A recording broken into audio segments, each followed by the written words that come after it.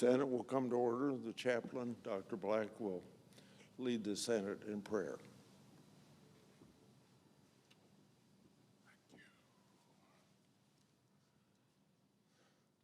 Let us pray. Eternal God, we turn to you this morning aware of our insufficiency, actually this afternoon. Keep us from forgetting that human efforts and ingenuity are powerless without you. You alone, O Lord, deserve honor and praise, for power, glory, and victory belong to you. Lord, infuse our lawmakers with your might. Be for them as the shadow of a great rock in a weary land. Give them such wisdom that their work will enable America to stand with freedom's lamp aloft. As our senators tackle today's task, make them conscious of their great heritage of liberty and justice for all. May no weapon that is formed be able to defeat this land we love. We pray in your powerful name. Amen. Thank you. Will you please join me in the pledge? I pledge allegiance to the flag of the United States of America and to the republic for which it stands, one nation under God, indivisible, with liberty and justice for all.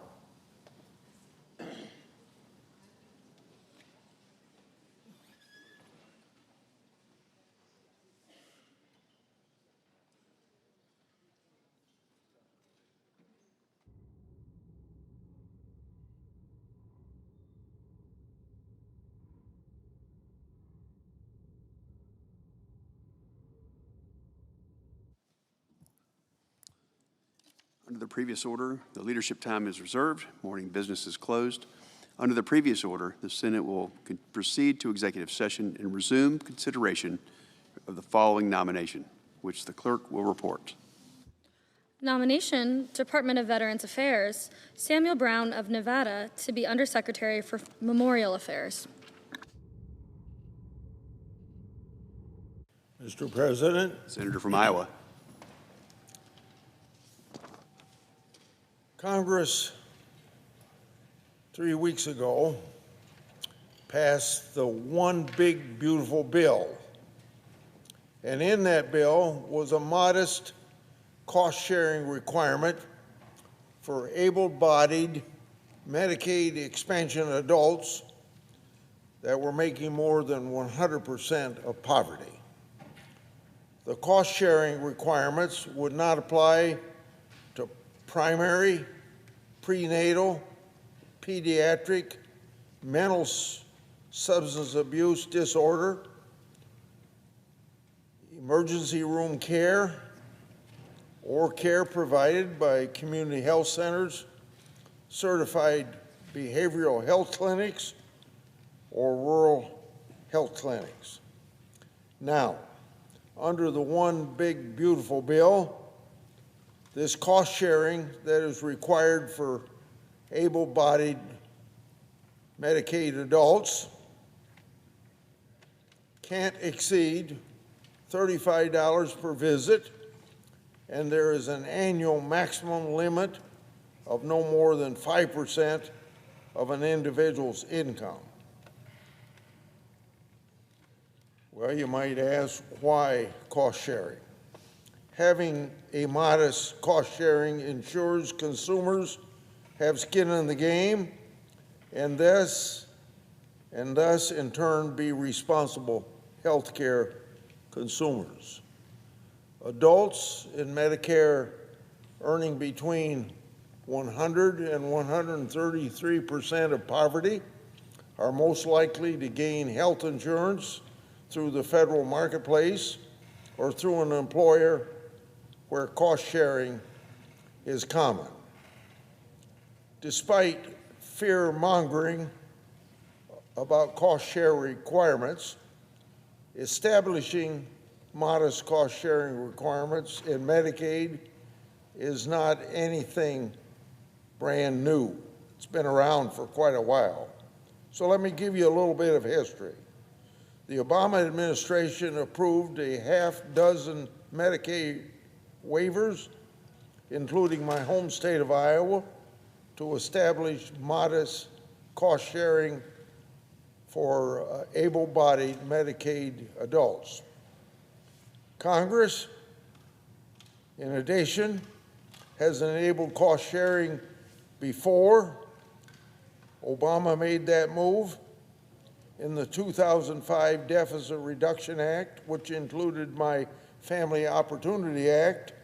We expanded state flexibility in Medicaid to let states establish cost sharing up to 10% of the cost of services for those making over the poverty limit.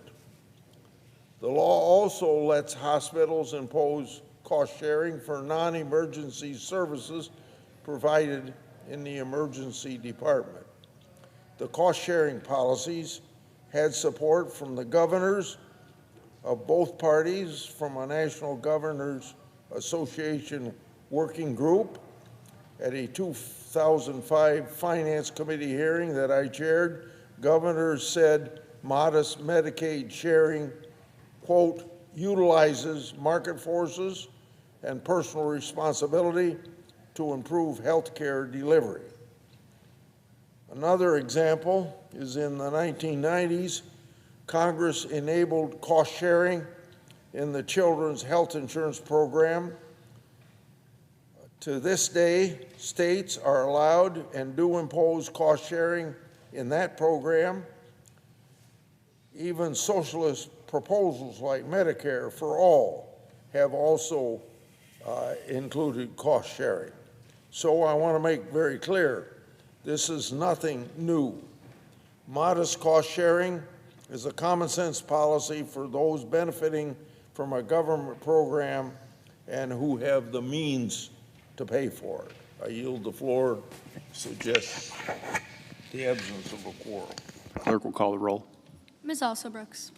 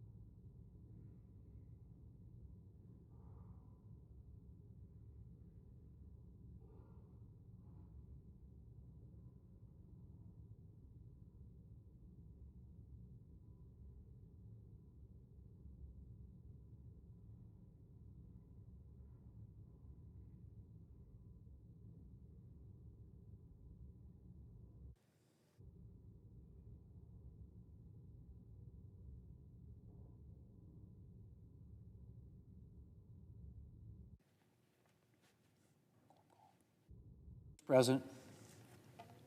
Majority Leader. Mr. President, I ask unanimous consent the quorum call be suspended. Without objection.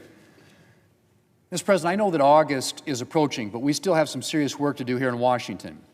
We need to make further progress on appropriations, and we have a number of President Trump's nominations to get through.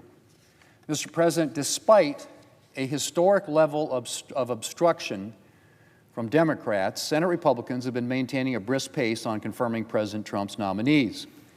We've confirmed 107 civilian nominees, nearly doubling the pace in President Trump's first administration at this point. And we've done it with good old-fashioned hard work. Thanks in substantial part to our commitment to getting President Trump's team in place, the Senate has taken 437 votes so far this year, which is more than in any Congress at this point in the last 35-plus years. In fact, we've taken more votes in 2025 already in less than 7 months than the Senate has taken in a full 12 months for 32 of the past 36 years. So we've kept up a very intense pace.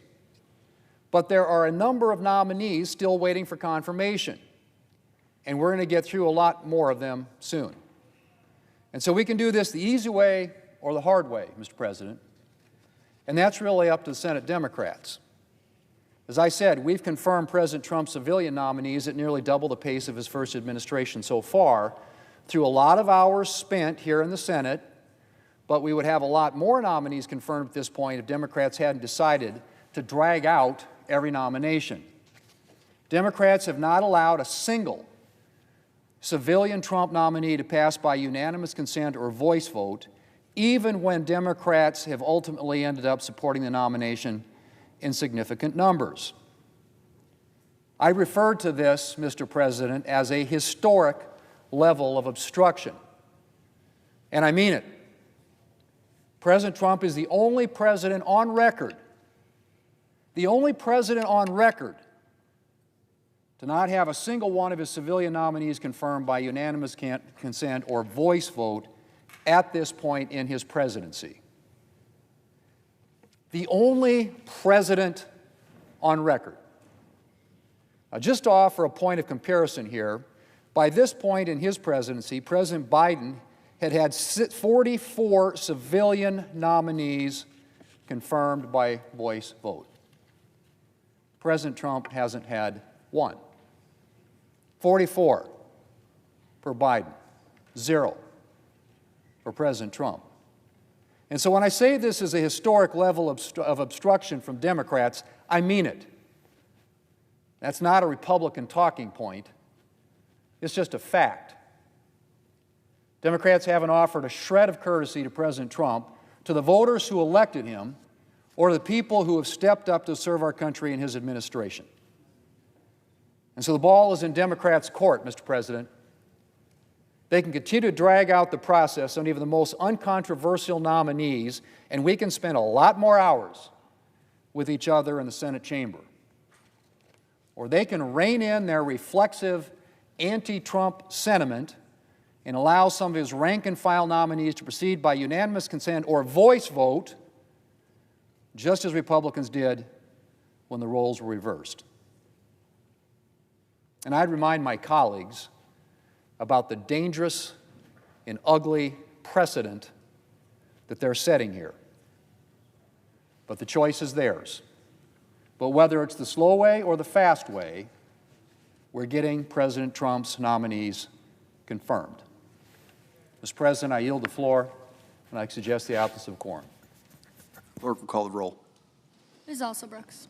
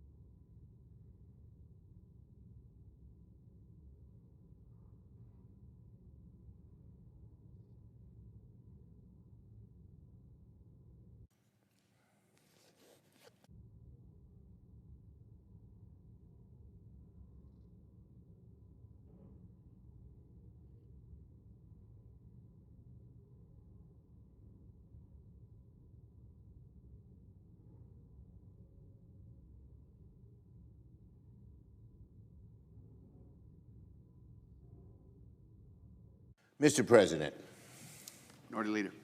I ask unanimous consent the quorum be dispensed with. Without objection.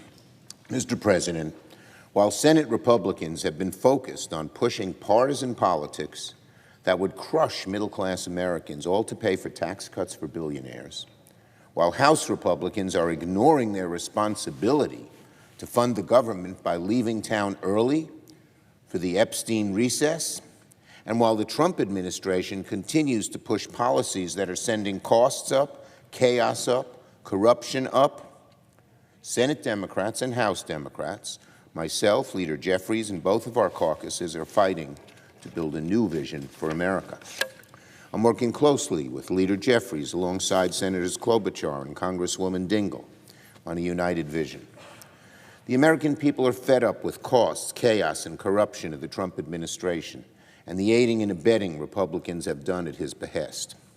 Republican policies have sent the price of groceries, housing, utility bills, essential goods, and more skyrocketing. They have gutted health care and essential services for working families like Medicare and Medicaid. They've spiked health care premiums and put hospitals around the country in a crisis mode. Many are talking about closing. A few have already closed, leaving people without the health care they need, all for tax cuts for billionaires. They have unleashed rampant levels of corruption and warped our democracy, empowering the wealthy and well-connected to profit off the backs of working families. And Donald Trump seems to be at the top of the list, using his government position to make personal profit. But Senate and House Democrats are fighting back. Democrats are fighting to lower the high costs of living, which have become far too expensive for American families. We're fighting to strengthen our communities, make our streets safer, and protect essential services that millions of people rely on every single day. Instead of further breaking our health care system, ripping health care away from millions, we think the health care system should be easier, not harder, for Americans to access and navigate and to afford. We're also fighting to fix our broken health care system to make sure that people who need the care can get it and be able to afford it. We're fighting to rid our government of the scourge of corruption. There's so much corruption and self-dealing and rich people, billionaires getting richer in terms of how they operate and what the government passes and doesn't pass. We're fighting to rid our government of that scourge. It's run rampant. The scourge of corruption has run rampant under Donald Trump and Republicans. It's one of the most corrupt administrations in American history. The bottom line is this: Senate and House Democrats are united in creating an America that works better for everyone, not just the wealthy, not just the well-connected. And we will use every tool at our disposal in the appropriations process and beyond to fight back against the disastrous Donald Trump Republican agenda. Now, on the trade deal, over the weekend, Donald Trump announced a new trade deal with the European Union. It will result in a $90 billion per year tax hike on American families. When you raise tariffs, the American families pay for it. $90 billion tax on American families in this tariff deal with the European Union. Donald Trump is, as usual, trying to hype up, exaggerate, and lie about his accomplishments. Donald Trump always lies, almost always lies about his accomplishments, and this is no exception. And in Trump's frenzy to divert attention away from the Epstein scale, Trump is once again totally making things up. And what did the American consumer get out of this Trump tax hike? A 15% increase on everyday goods. This deal is a 15% Trump tax on American consumers, plain and simple. Trump would have you believe it's the biggest deal ever. That's his words. Dangling $250 billion of new energy purchases and more in new investments. There's just one hiccup. It's fake. Even today's Wall Street Journal has pierced this miasma of distortion. Even if the EU purchased every dollar of American exports of crude oil and liquefied natural gas, it wouldn't come close to meeting these promises, something Europe understands. Europe has admitted that this agreement isn't legally binding, and they have no control over whether these investments even happen.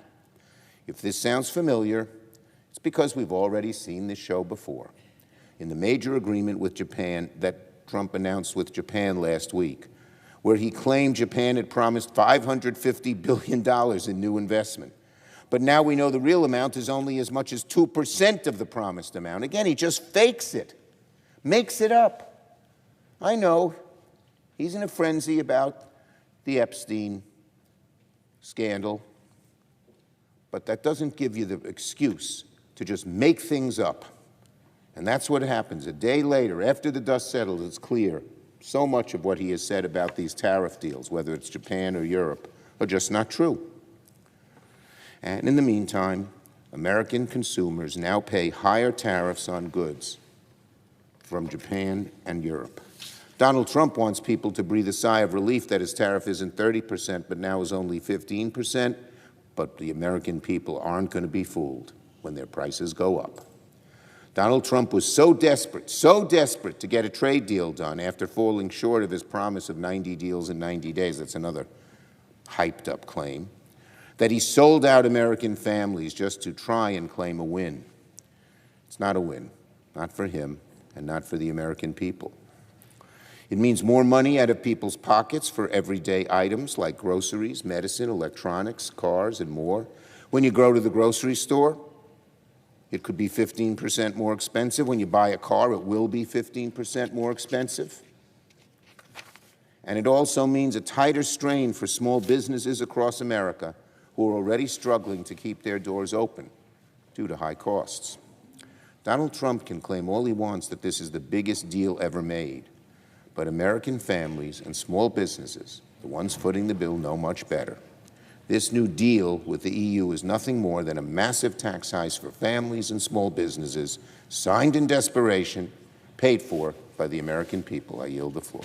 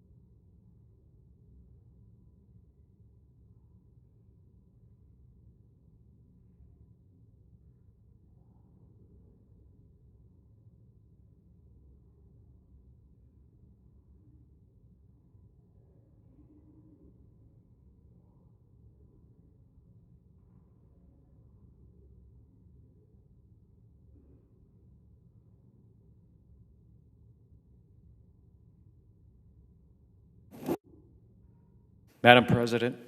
Senator from Arizona. Madam President, I ask unanimous consent that privileges of the floor be granted to my following interns and fellows for today: Abriana Ballesteros, Hayden Darst, Mina Hicks, Jackson James, Yargo James, Isaac Navarrete, Connor Swenson, Ethan Tachini, and Coulter Thomas. Without objection. I yield the floor.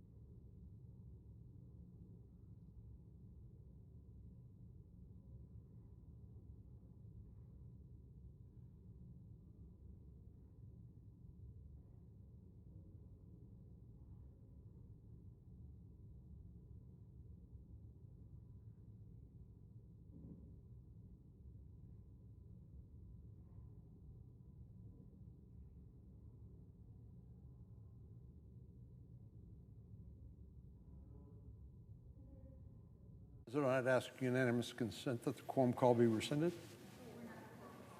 Thank you, Madam President. Madam President, it won't surprise anybody, but the state of Texas has long been the leading state in the cattle industry, supplying the nation with steaks, hamburgers, and other protein products that grace many of our dinner tables every night. Texas ranks first in the nation in cattle production, coming in at 12 million head a year, representing nearly 15% of the total production in the United States and generating more than $1 billion in revenue.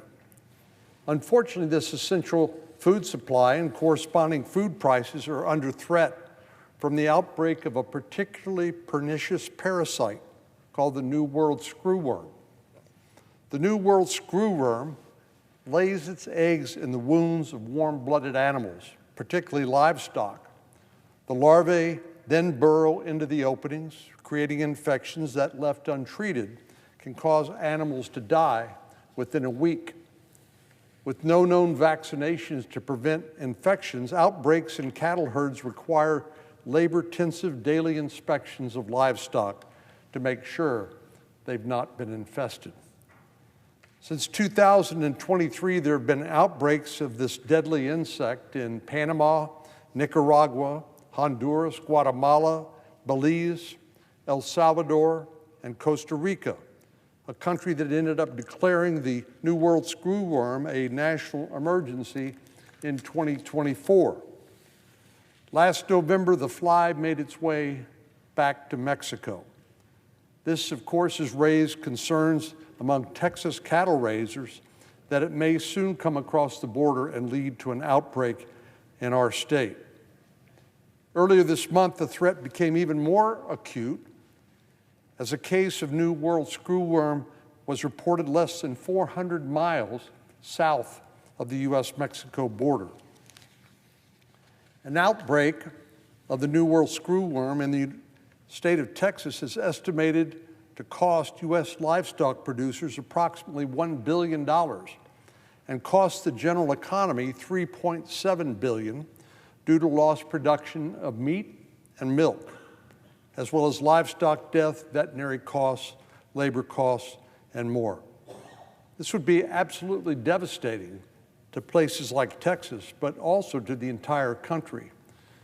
Knowing I was coming to the floor to speak about this, I asked my staff to look at what other states might be implicated, and it is virtually every state in the nation, including the great state of Alabama, that produces an estimated 1.2 million head of cattle on an annual basis. Thankfully, the U.S. Department of Agriculture has snapped into action. Secretary Rollins is currently working with our international partners on an ambitious plan to slow the spread of this terrible parasite. In May, Secretary Rollins closed U.S. ports to Mexican cattle, bison, and horses to prevent an additional spread.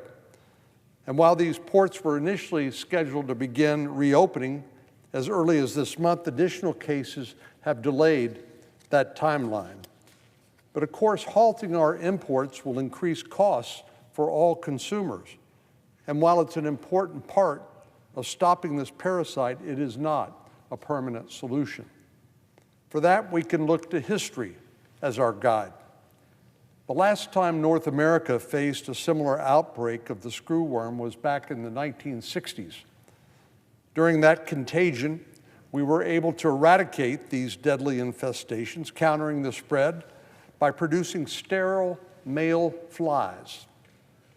The sterile male flies mate with the female flies, who can only mate once during their lifetime, and so by releasing large number of these sterile male flies, the population growth of this parasite can be stopped in its tracks.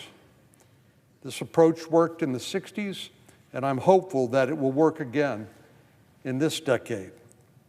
As we speak, there is only one sterile fly plant in North America, located in Panama. This plant is operated by the U.S. Department of Agriculture and by COPEG, or the Panama U.S. Commission for the Eradication and Prevention of Screwworm Infestation in Livestock, which was established in 1998. As the New World screwworm continues traveling north, we need another plan to prevent population spread. A sterile fly plant will cost as much as $300 million, according to some estimates. And that's certainly not just pocket change, but it pales in comparison with the cost of not doing anything to eradicate this terrible threat. The economic impact of the devastation that continued spread would cause my state is estimated to be as high as $10 billion. And this would not be limited to Texas, as I said. It would include other cattle-producing states, including Kansas, Nebraska, California, and New Mexico, who, along with Texas, are the primary cattle-producing regions in the country. Recently, the U.S. and Mexican governments have partnered to invest in renovating an existing fruit fly producing facility in Mexico, aiming to further the long-term goal of eradication. In addition, USDA is building a sterile fly dispersal facility in Hidalgo, Texas, in the Rio Grande Valley. To build on top of these efforts, I'll be offering an amendment during the appropriations process on the floor to ensure that the United States is prepared to combat this threat of this parasite, the threat of this parasite. I'm grateful to Secretary Rollins for her leadership. As a Texan, perhaps she understands this threat better than most. And I'm confident of her strong and decisive leadership toward eradicating this parasite and that it will reap rewards. But it's not going to happen by itself. We're going to have to, unfortunately, not only authorize the production of this sterile fly capability, which we have done in the One Big Beautiful Bill, we're actually going to have to appropriate money to help get this started. I look forward to continuing to work with her and all of my colleagues to ensure that Texas cattle ranchers and our country's food supply are kept safe from this pesky parasite. Madam President, I yield the floor, and I'd note the absence of a quorum. The clerk will call the roll. Ms. Alsterbrooks.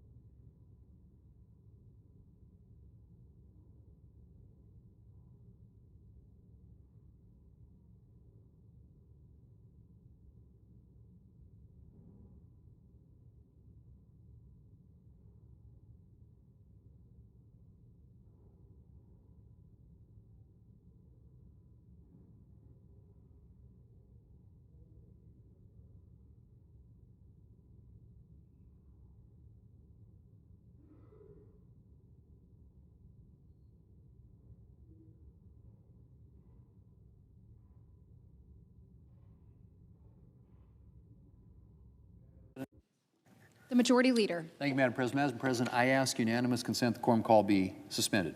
Without objection. And I move to The question is on the motion. All in favor say aye. Aye. Those opposed, no. You have it.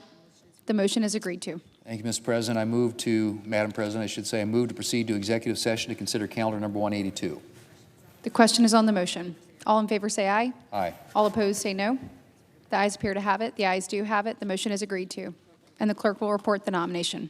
Nomination, Department of Justice, Thomas Geiser of Ohio to be an Assistant Attorney General. Madam President, I send a cloture motion to the desk. The clerk will report. Cloture motion, we, the undersigned senators, in accordance with the provisions of Rule 22 of the Standing Rules of the Senate, do hereby move to bring to a close debate on the nomination of Thomas Geiser of Ohio to be an Assistant Attorney General, signed by 17 senators as follows. Madam President, I ask consent the reading of the names be waived, Without objection. and I move to proceed to legislative session. The question is on the motion. All in favor say aye. Aye. Those opposed, no. The ayes appear to have it. The ayes do have it. The motion is agreed to. Madam President, I move to proceed to executive session and consider calendar number 95. The question is on the motion. All in favor say aye. Aye. All opposed, no. The ayes appear to have it. The ayes do have it. The motion is agreed to. The clerk will report the nomination. Nomination of Office of the Director of National Intelligence, Joseph Kent of Washington to be Director of the National Counterterrorism Center. Madam President, I send a cloture motion to the desk. The clerk will report. Cloture motion, we, the undersigned senators, in accordance with the provisions of Rule 22 of the Standing Rules of the Senate, do hereby move to bring to a closed debate on the nomination of Joseph Kent of Washington to be Director of the National Counterterrorism Center, Office of the Director of National Intelligence, signed by 17 senators as follows. Madam President, I ask consent to read the names be waived, Without objection. and I move to proceed to legislative session. The question is on the motion. All in favor say aye. Aye. Those opposed, no. The ayes appear to have it. The ayes do have it. The motion is agreed to. Madam President, I move to proceed to executive session and consider calendar number 113. The question is on the motion. All in favor say aye. Aye. Those opposed, no. The ayes appear to have it. The ayes do have it. The motion is agreed to. The clerk will report the nomination. Nomination, Department of Agriculture, Tyler Clarkson of Virginia to be General Counsel of Madam President, I send a cloture motion to the desk. The clerk will report. Cloture motion, we, the undersigned senators, in accordance with the provisions of Rule 22 of the Standing Rules of the Senate, do hereby move to bring to a closed debate on the nomination of Tyler Clarkson of Virginia to be General Counsel of the Department of Agriculture, signed by 17 senators as follows. President, I ask consent to reading the names be waived, Without and I objection. move to proceed to legislative session. The question is on the motion. All in favor say aye. Aye. Those opposed, no. The ayes appear to have it. The ayes do have it. The motion is agreed to. Madam President, I move to proceed to executive session to consider calendar number 172. The question is on the motion. All in favor say aye. Aye. Those opposed, no. The ayes appear to have it. The ayes do have it. The motion is agreed to. The clerk will report the nomination. Nomination, Department of Justice, Gadiaki Saralta of Florida to be Director of the United States Marshal Service. Madam President, I send a cloture motion to the desk. The clerk will report.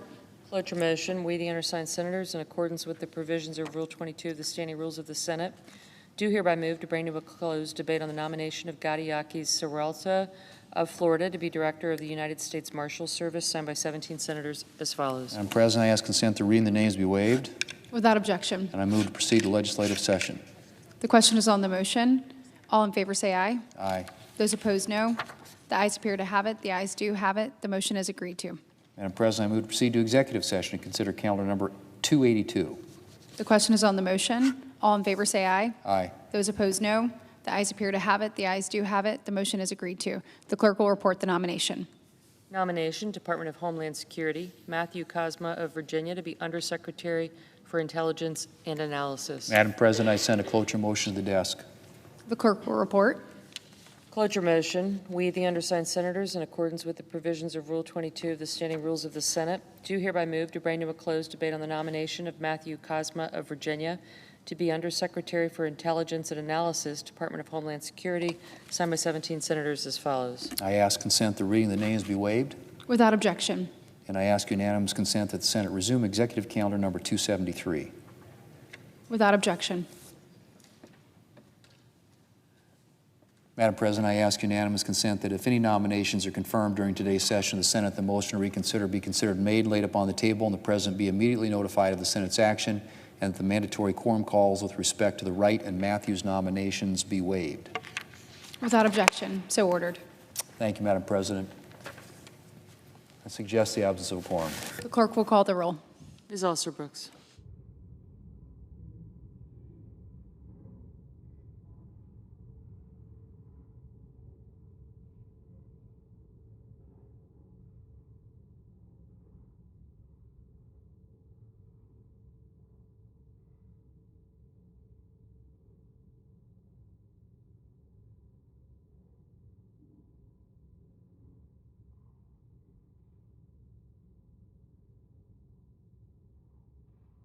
Madam President.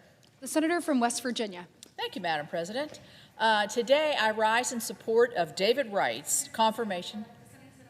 I ask that we vitiate the unanimous consent to vitiate. Without objection, the senator may continue. Thank you, Madam President. I rise today in support of David Wright's nomination to serve as a member of the Nuclear Regulatory Commission. Right now, we stand at a critical junction to ensure that our nation has the ability to provide reliable and affordable power for our constituents, our onshore American manufacturing, and also to win the AI race. Nuclear energy is absolutely central to achieving these goals. 50 years ago, Congress established the NRC to recognize the foundational principle of having a credible, independent nuclear regulatory safety regulator. Since then, the NRC has seen major periods of change, from responding to our most significant nuclear accident to preparing for a nuclear renaissance that did not fully materialize. Through this time, the NRC has evolved on how it functions. But far too frequently, these functions have been inefficient, time-consuming, and expensive, and have not allowed our nuclear innovators and the American people to fully realize the benefits of nuclear power.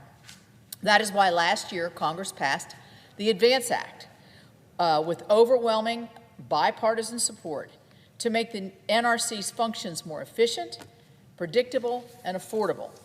That was my bill. Now the Commission must ambitiously implement this legislation.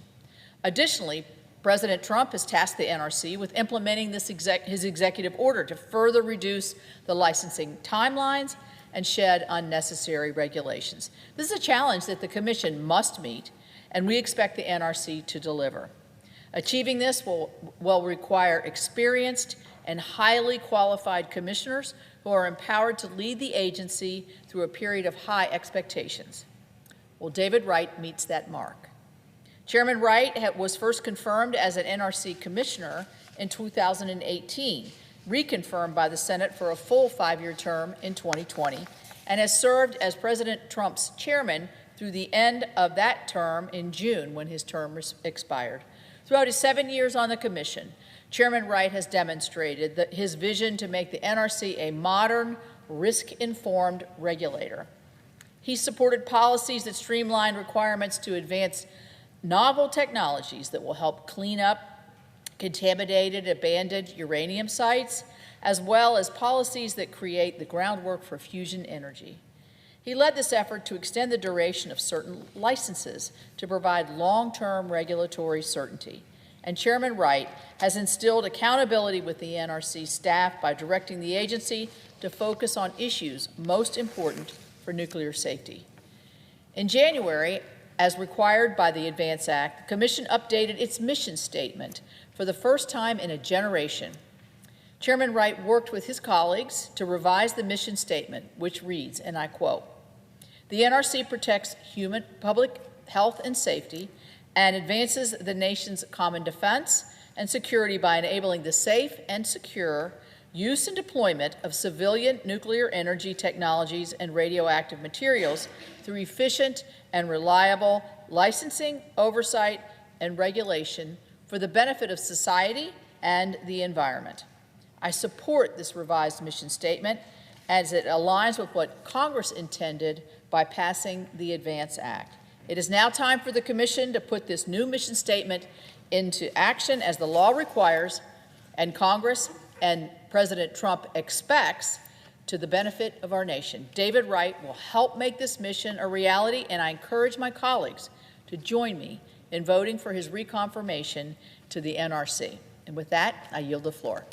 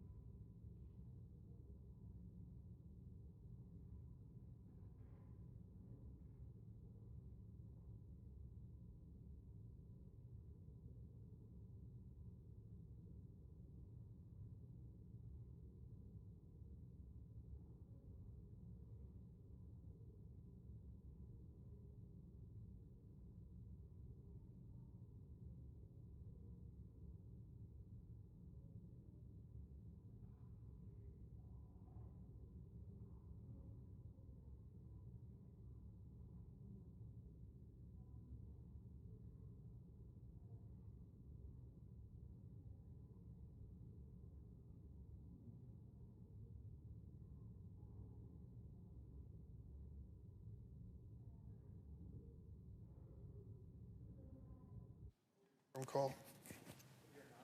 Thank you, Madam President.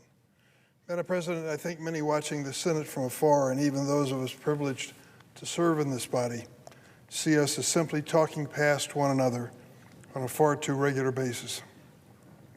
So I want to start today remembering some wise words from my friend and former Senate colleague, the Republican senator from Nebraska, later Secretary of Defense, Chuck Hagel. Chuck was an internationalist, knew the dangers, personalities, and difficult trade-offs when dealing with overseas challenges. Several years ago, he said quite wisely, "Powerful nations must be the adults in world affairs. Anything less will result in disastrous, useless, preventable global conflict." I couldn't agree with Senator Hagel more. And I want our Israeli allies to think carefully about his words when it comes to the horror of Gaza. Quite simply, the humanitarian conditions in Gaza are appalling, unconscionable, and cruel. Last week, more than 100 NGOs, including Mercy Corps, Doctors Without Borders, Save the Children, and Oxfam, warned of mass starvation spreading across Gaza. Following Israeli Prime Minister Netanyahu's nearly 3-month blockade of humanitarian assistance, 3/4 of the population in Gaza is facing emergency or catastrophic levels of hunger. The tiniest of babies cannot even access formula and risk heartbreaking death. Yes, Hamas started this conflict with a heinous attack on Israel. Yes, Hamas is still unconscionably holding hostages. And yes, Hamas cynically uses civilians as human shields and brutally represses brave Gazans who are protesting for an end of this despicable rule. But as I have repeatedly appealed to Israel, learn from our mistakes in the United States on September 11th after the attack on our country and the loss of 3,000 innocent Americans. Be careful of decisions made in the fog of rage, pain, and loss, and recognize there is no solely military solution to defeating a terrorist group. In fact, last September, the Israeli Defense Forces assessed that Hamas had been largely defeated militarily, and that today Hamas is effectively, in the words of the Israeli military, a guerrilla terror group. Israel should have been planning how to restore order and thinking about a day after plan in Gaza long ago, when Hamas' military capabilities had largely been destroyed. Several noted Israeli military leaders tried, including Defense Minister Yoav Gallant, Director of Israeli Security Agent Ronan Bar, both of whom were fired by Netanyahu. Let me be clear. Continuing this war with no discernible end is not in Israel's national security interest, and a lack of viable plan in the humanitarian fiasco have been glaring mistakes, getting worse by the day. Last week, Senators Reid, Shaheen, Warner, Coons, Schatz, and I called for a drastic change of course in Gaza, including an end to the fighting, a return of the hostages, a dramatic increase in humanitarian aid, and a viable path toward a two-state solution that brings in regional powers to help manage and rebuild Gaza. You cannot watch these scenes on television of these children emaciated because of their starvation, other children begging with pans for just a little bit of food to survive, and believe this is the right course of action. It has to end. The humanitarian aid has to start immediately. It is within Israel's capability to do that. There is no excuse if they don't. There was some welcome news this weekend of reopened aid corridors, but the larger urgent steps just can't wait any longer. Mr. President, Madam President, I know the dilemma, I believe I know the dilemma that Israel faces with the attacks of October 7th on innocent Israelis. I saw the videotape. Hamas was outrageous in their conduct in this invasion of Israel. But it's reached a point now where Israel has to show some leadership. I don't know what Prime Minister Netanyahu is waiting for, but if he witnesses what we do in the United States, from organizations across the world begging us to do something, to join them in stopping this humanitarian disaster, perhaps his heart will soften somewhat. We have to, in the United States, show real leadership. I yield the floor. The clerk will report the nomination. Nomination, Nuclear Regulatory Commission, David Wright of South Carolina to be a member.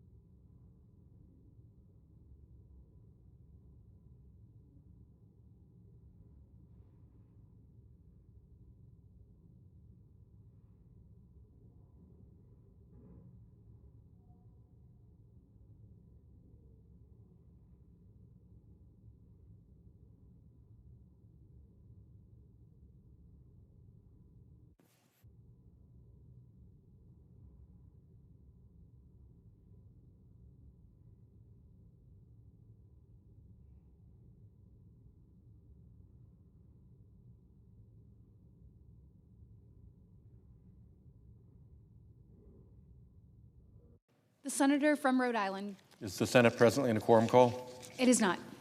Madam President, I'm here to speak to the nomination of David Wright to the Nuclear Regulatory Commission and to express my opposition. Not only will I be casting my vote against the nomination of Mr. Wright, but I truly urge all of my colleagues, Republican and Democrat alike, to do the same, at least until things settle down at the Nuclear Regulatory Commission. At his hearing, I had intended to vote for Mr. Wright and to support a speedy confirmation through the Senate. But things started going haywire at the NRC. Mr. Wright has the qualifications to serve on that agency and assured us that he wanted to bring expertise, competence, and independence to the agency, or I should say protect the expertise, competence, and independence of that agency. The background here is that Congress created the Nuclear Regulatory Commission to be an independent agency to regulate nuclear facilities and materials. And when Congress did that, we deliberately separated it from the Department of Energy. And we have protected for years that as an important firewall. Well, where are we now? The Doggy Boys and the Department of Energy are infiltrating the Nuclear Regulatory Commission, compromising its integrity, its competence, and its mission. If you support expanding America's nuclear energy, this situation should alarm you. Even now, right now, as I speak here, conditions aren't getting better at the NRC after we've pointed this out. They're still deteriorating. And while Mr. Wright committed to Congress that he would promote NRC's full authority and retain qualified staff and fulfill the agency's commitment to the safe use of nuclear energy, that is not what we are seeing. What we're seeing is a doggy/DOE detailee who has entered the top ranks over at the agency without any Nuclear Regulatory Commission supervision. He's just planted over there reporting to who knows who, but presumably the Energy Secretary who's supposed to be on the other side of that firewall. This doggy/DOE detailee has been up to some bad business over there. He's been pushing out the agency's top experts, expertise in nuclear science and nuclear safety is a pretty precious commodity. People who've worked there for years, for decades, are being shoved out. He's been pursuing reductions in force when, at this moment, the Nuclear Regulatory Commission needs more staff and help than ever. And he's been pulling tricks like sidelining the general counsel over there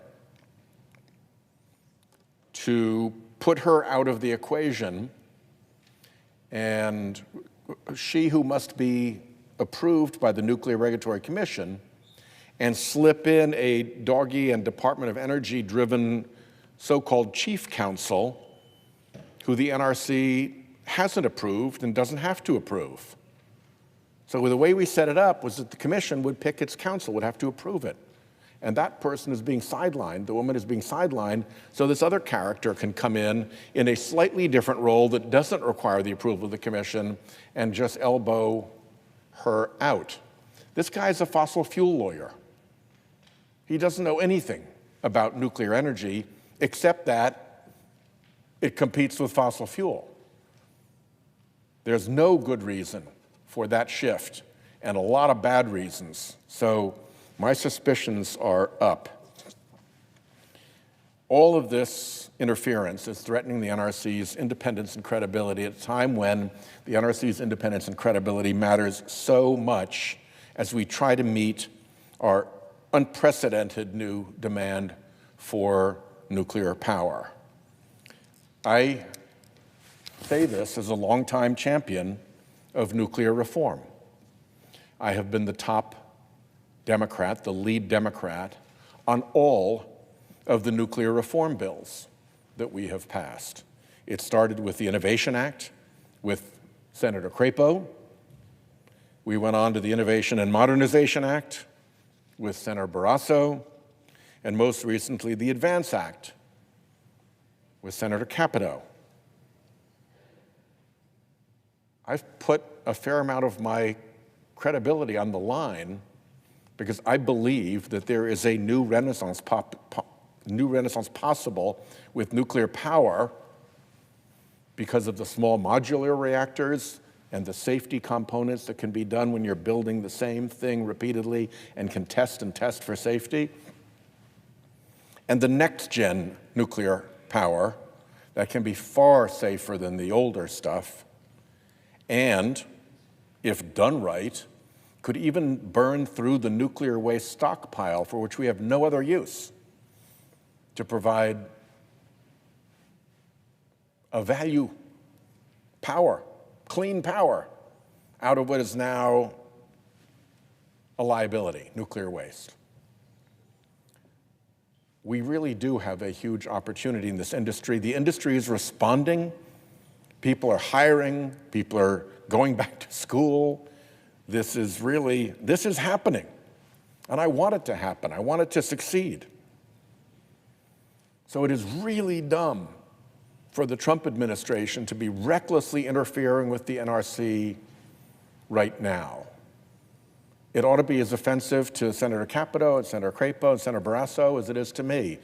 Supporting America's nuclear industry has been a bipartisan project, and it is working. The NRC has moved. It has changed. These new projects are moving forward, the small modulars and the next gen. Things are happening over there. It's not like they have fouled it up and now deserve to be taken over by doggy characters who don't know anything about nuclear power and by the Department of Energy. We're busting a thing that is working by doing this. And it doesn't even seem to be a very sensible plan, other than that the Department of Energy would like something else to run, even though there's supposed to be a firewall, and the doggy people want stuff to wreck. But energy wanting something to run and doggy wanting something to wreck is not a justification. So to send a signal, I'll be voting against Mr. Wright. And if we could get a few votes to actually stop this nomination, not for long, just for long enough to send a signal to the Department of Energy, hands off the NRC, you're not supposed to cross that firewall, and to the NRC itself, hey, wake up and stand up and get those doggy folks out of your shop, and to the nuclear industry, a burgeoning industry right now, hey, defend the regulator upon whose credibility you depend. Then I think we could make some real progress. So this is not just an angry shout against an incompetent nominee. I've done that. This is trying to protect an important agency because it is essential to accomplishing a key bipartisan goal to renew America's nuclear industry safely and productively. And with that, I yield.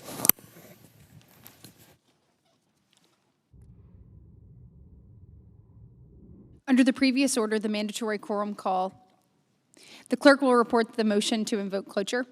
Cloture motion. We, the undersigned senators, in accordance with the provisions of Rule 22 of the Standing Rules of the Senate, do hereby move to bring to a close debate on the nomination of David Wright of South Carolina to be a member of the Nuclear Regulatory Commission, signed by 17 senators. Under the previous order, the mandatory quorum call under Rule 22 has been waived. The question is it the sense of the Senate that the Senate Debate on the nomination of David Wright of South Carolina to be a member of the Nuclear Regulatory Commission shall be brought to a close. The yeas and nays are mandatory under the rule. The clerk will call the roll. Ms. Alsobrooks, Ms. Baldwin, Mr. Banks, Mr. Barrasso, Mr. Bennett, Mrs. Blackburn, Mr. Blumenthal, Ms. Glenn Rochester, Mr. Booker, Mr. Bozeman, Mrs. Britt. Aye.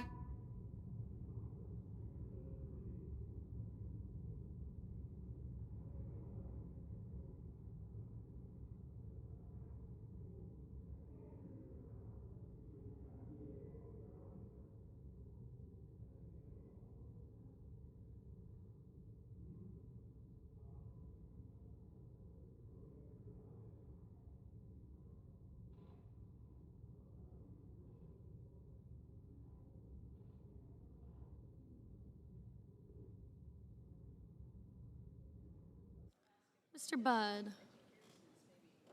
Mrs. Cantwell.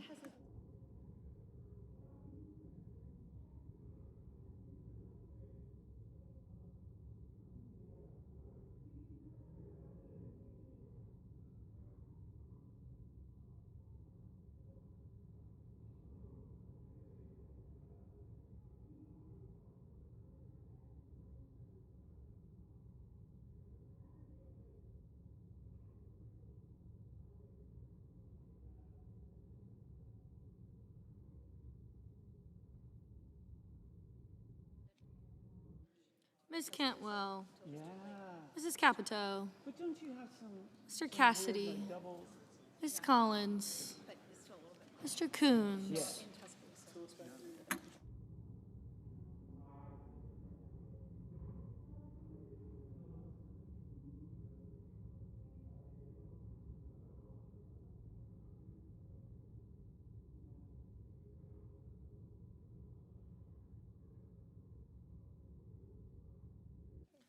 Mr. Cornyn, Ms. Cortez Masto, Mr. Cotton, Mr. Kramer, Mr. Crapo, Mr. Cruz, Mr. Curtis, Mr. Daines, Ms. Duckworth, Mr. Durbin, Ms. Ernst, Mr. Fetterman, Mrs. Fisher, Mr. Gallego, Mrs. Gillibrand, Mr. Graham, Mr. Grassley, Mr. Haggerty, Ms. Hassan, Mr. Hawley.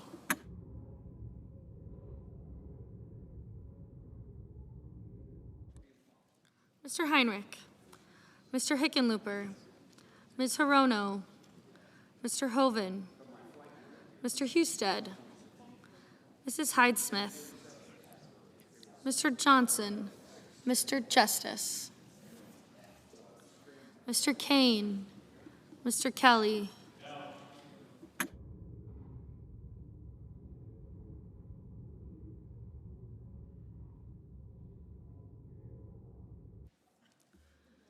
Mr. Kennedy, Mr. Kim, Mr. King, Ms. Klobuchar, Mr. Langford, Mr. Lee, Mr. Lujan, Ms. Lummis, Mr. Markey, Mr. Marshall, Mr. McConnell, Mr. McCormick, Mr. Merkley, Mrs. Moody, Mr. Moran, Mr. Marino, Mr. Mullen, Ms. Murkowski.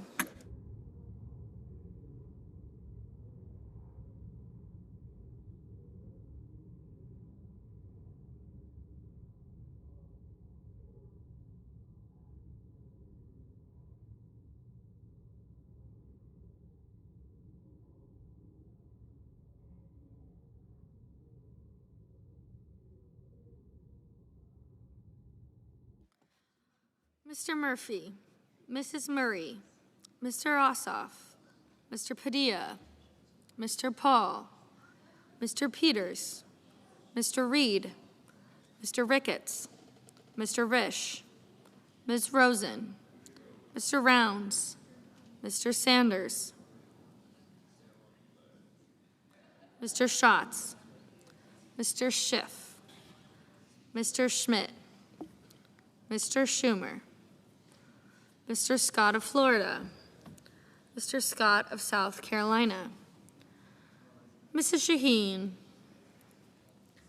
Mr. Sheehy, Ms. Slotkin, Ms. Smith, Mr. Sullivan, Mr. Thune, Mr. Tillis, Mr. Tuberville, Mr. Van Hollen, Mr. Warner, Mr. Warnock,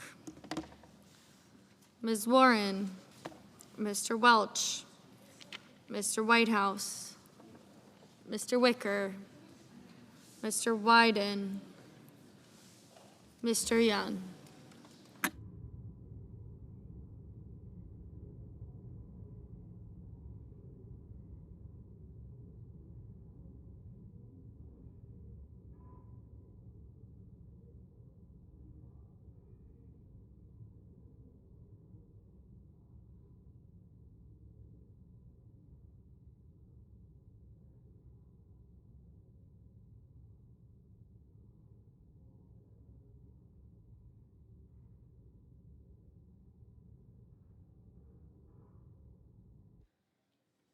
Senators voting in the affirmative: Bozeman, Britt, Crapo, Fisher, Moran, Tillis, and Tuberville. Senators voting in the negative: Kelly, Kim, Ossoff, Peters, and Whitehouse.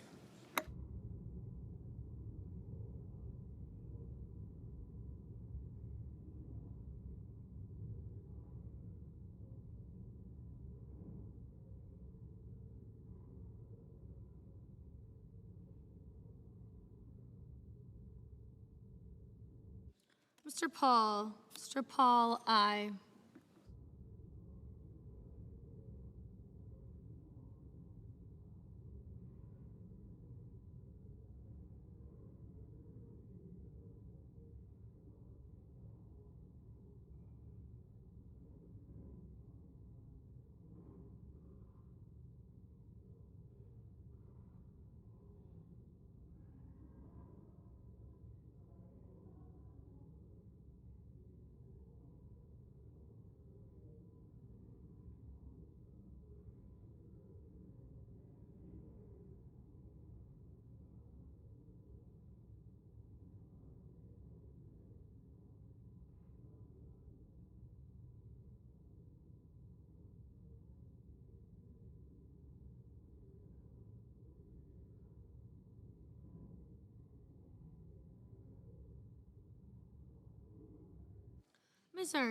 Ms. Ernst, aye.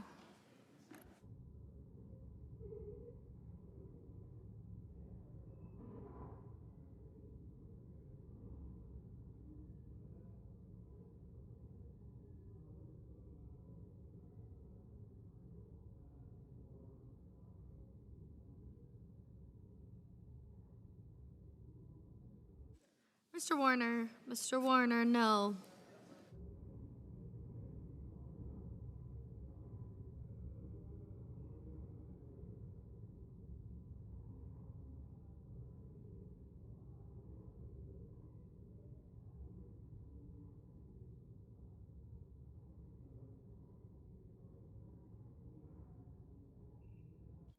Mr.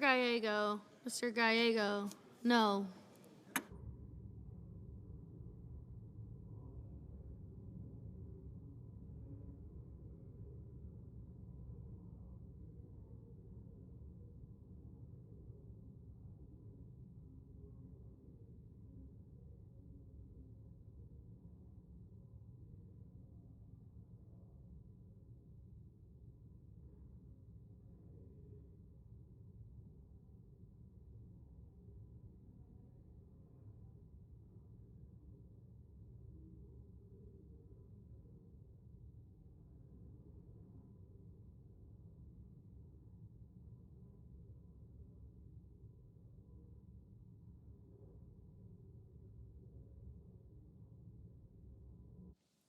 Ms. Slotkin, no. Mr. Marshall, aye.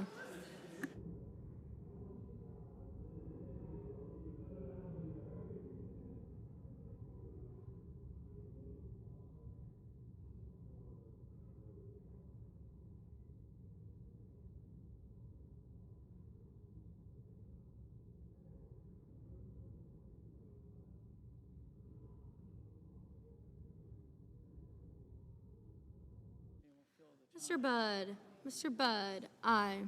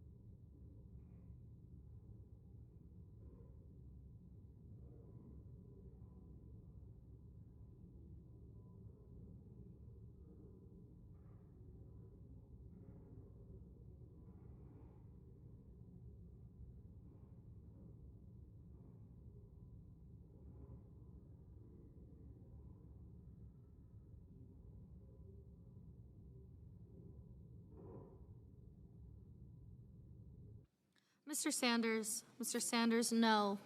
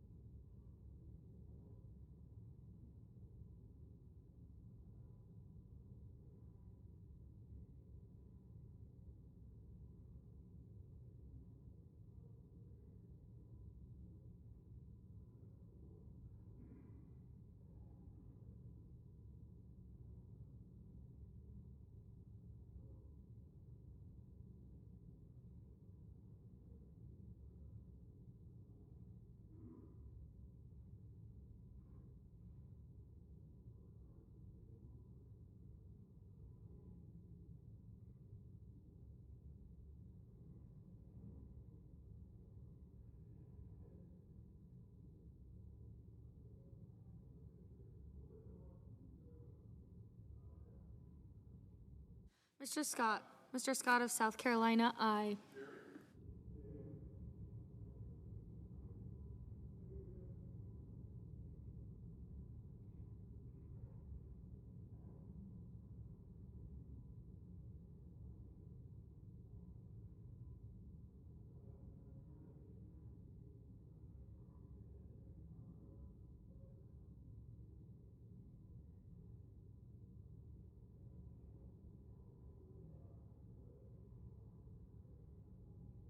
Mr. Johnson. Mr. Johnson, aye.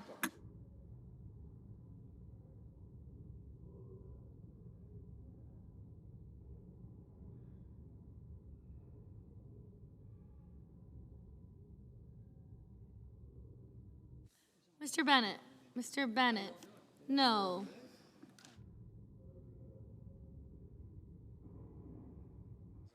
Mr. Rounds. Mr. Rounds, aye.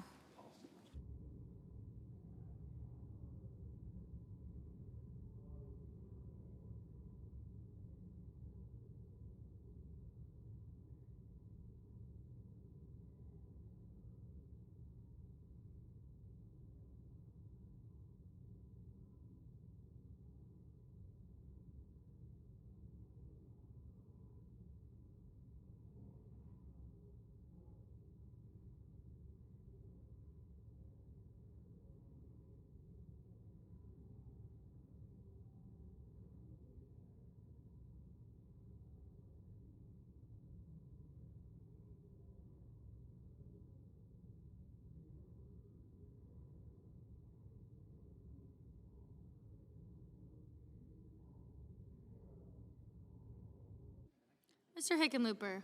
Mr. Hickenlooper, no. Mr. Graham. Mr. Graham, aye.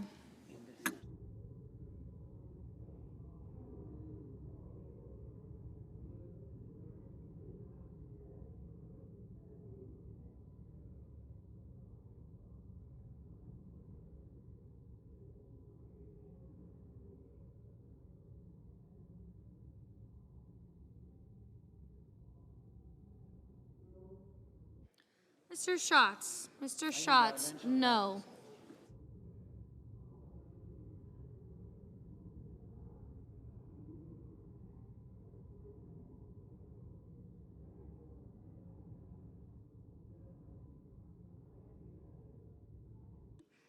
Mr. Scott. Mr. Scott of Florida, aye.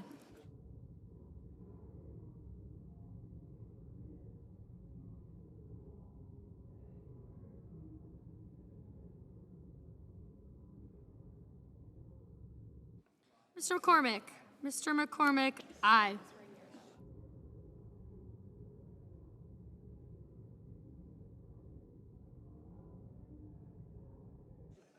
Mr. Van Hollen. Mr. Van Hollen, no. Mr. Justice. Mr. Justice, aye.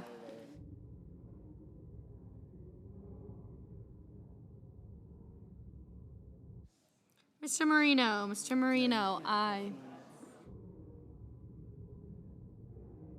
Mr. Wyden. Mr. Wyden, no.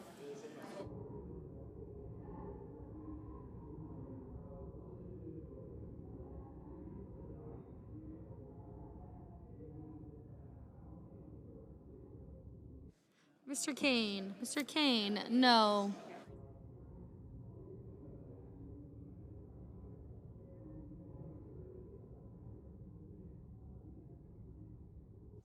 Mr. Husted. Mr. Husted, aye.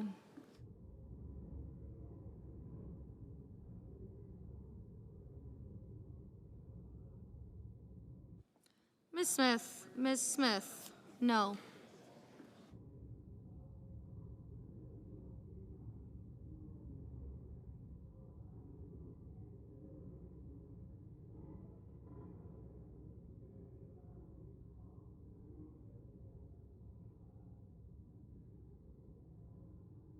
Mr. Reed. Mr. Reed, no.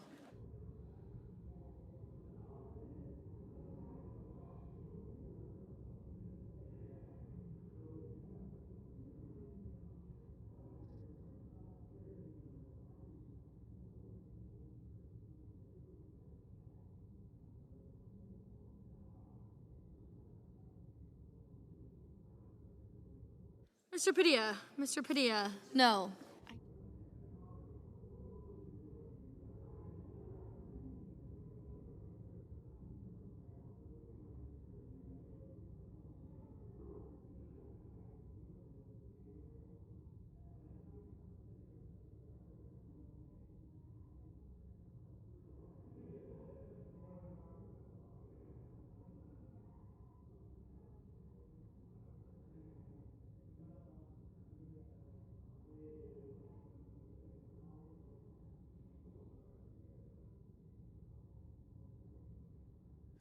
Mr. McConnell. Mr. McConnell, aye.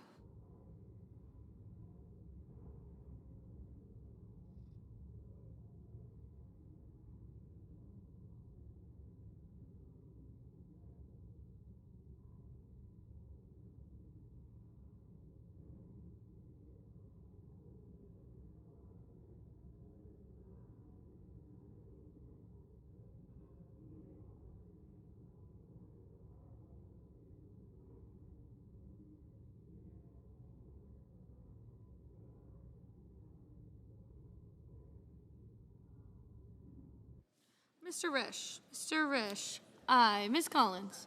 Ms. Collins, aye. Ms. Hassan. Ms. Hassan, no.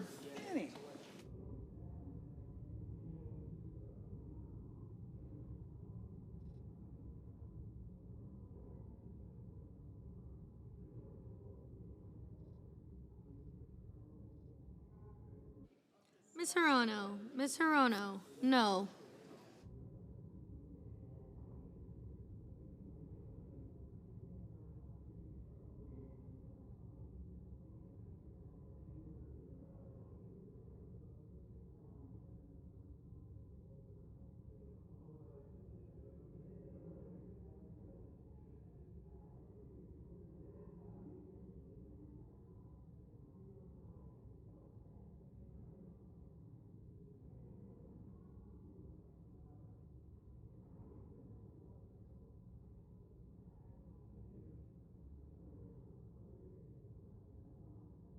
Mr. Lujan, Mr. Lujan, no.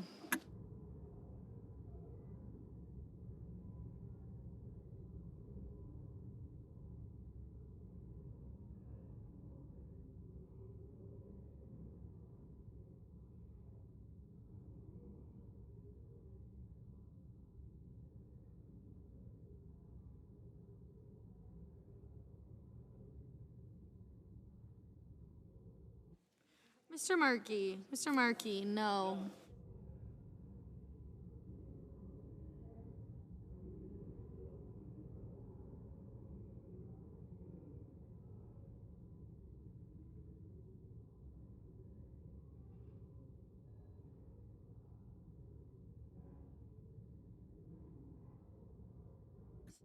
Mr.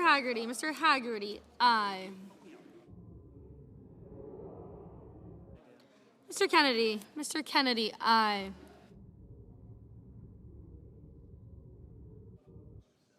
Mr. Ricketts, aye. Mrs. Moody, aye.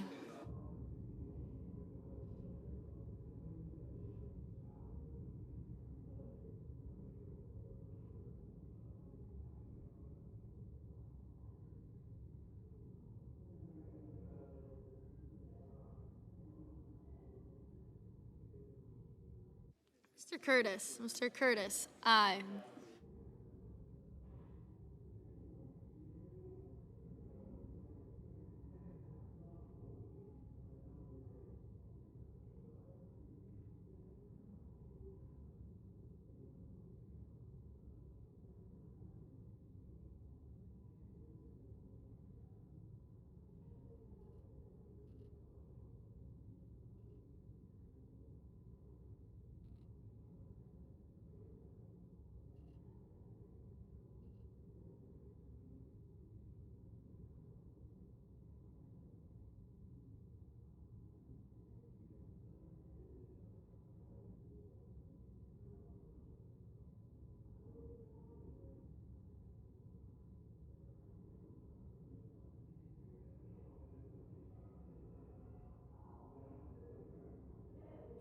Mr. Merkley, no.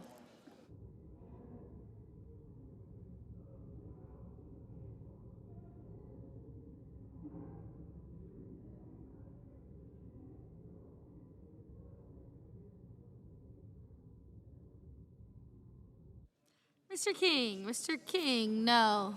Mrs. Shaheen, no.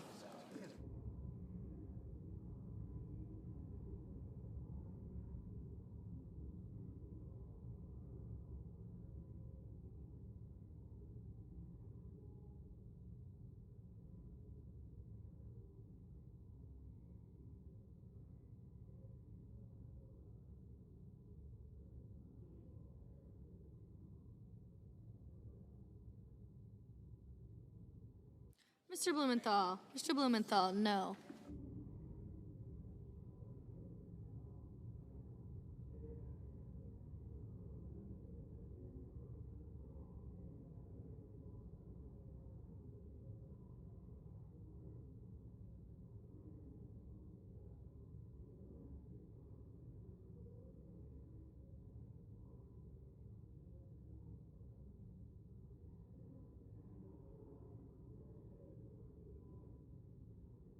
Mrs. Hyde-Smith, aye.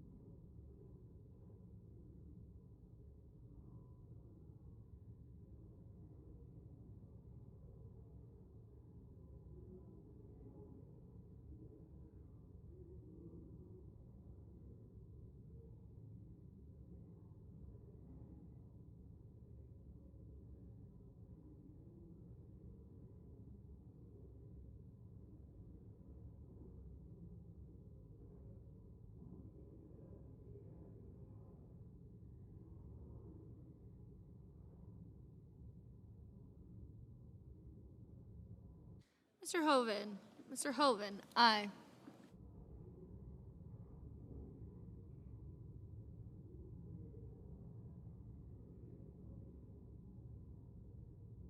Mr. Heinrich. Mr. Heinrich, no.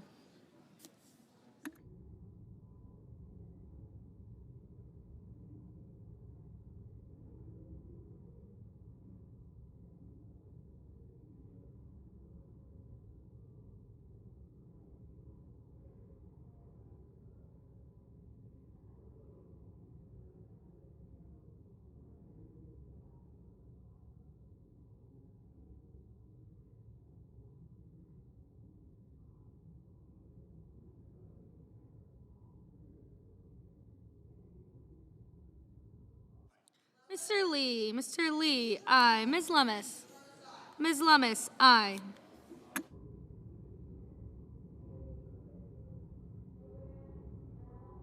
Mrs. Gillibrand, no. Mr. Cotton, aye. Mr. Barrasso, aye. Mrs. Murray, no. Mr. Wicker, aye. Ms. Klobuchar, no. Mrs. Capito, aye. Ms. Blunt Rochester, no. Mrs. Blackburn, aye. Mr. Daines, aye. Mr. Cornyn, aye. Mr. Booker, no. Ms. Cortez Masto, no. Mr. Durbin, no.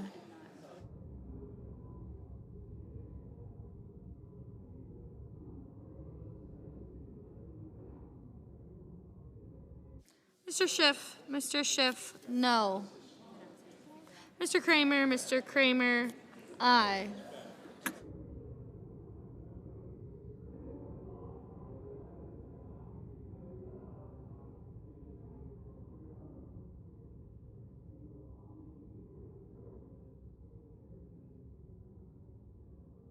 Mr. Langford, aye. Mr. Grassley, aye.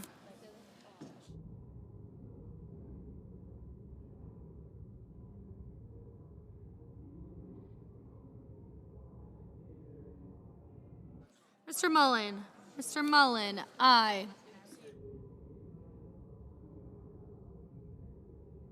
Mr. Thune, aye.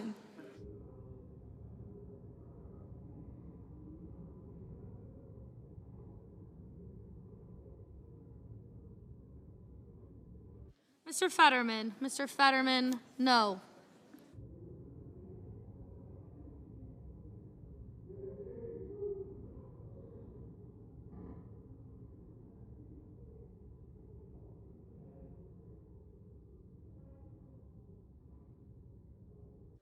Ms. Alsobrooks, no.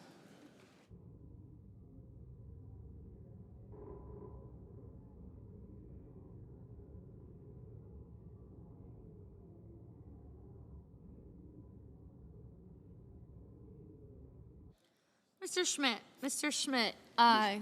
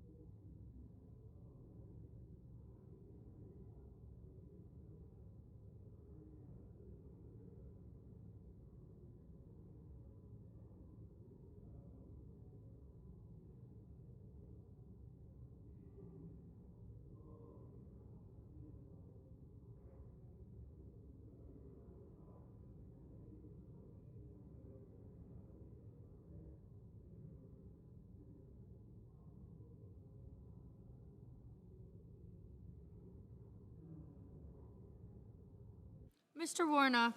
Mr. Warnock, no.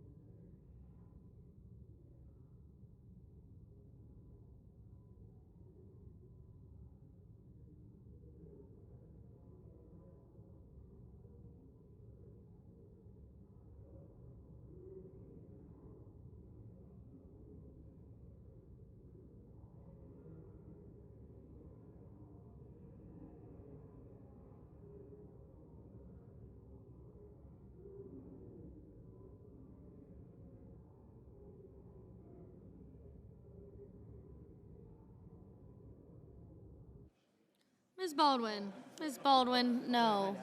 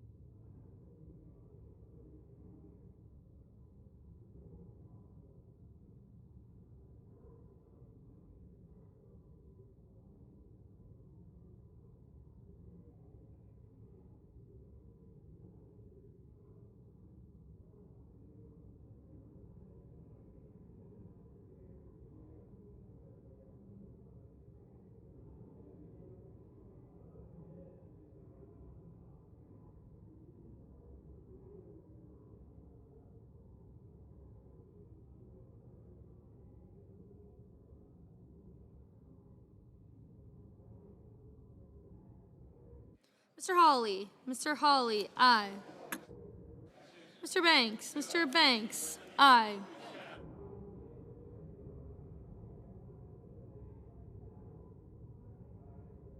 Mr. Young. Mr. Young, aye.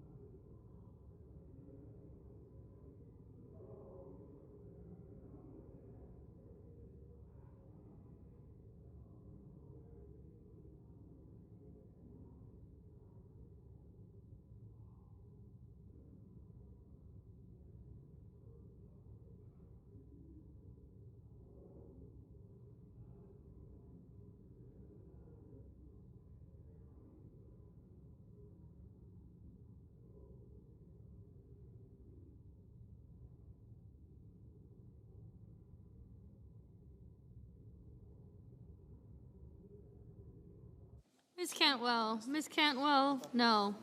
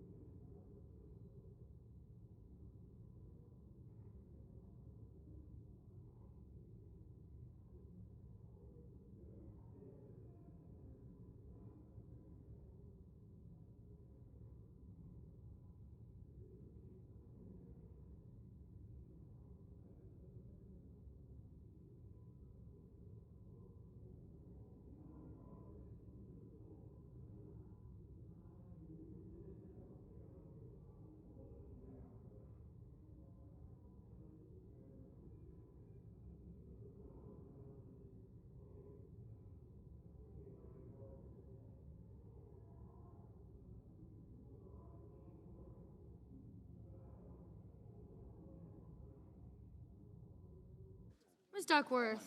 Ms. Duckworth, no.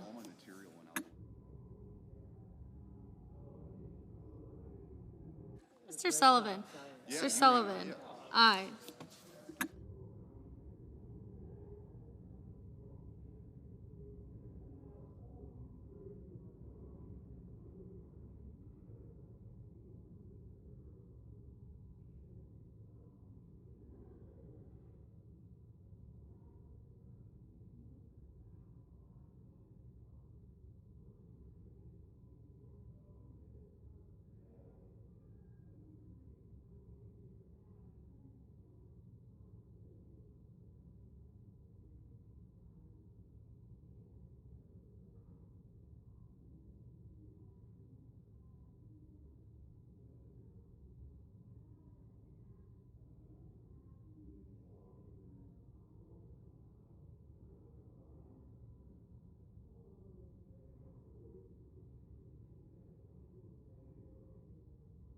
Mr. Murphy? Mr. Murphy, no. Mr. Schumer? Mr. Schumer, no.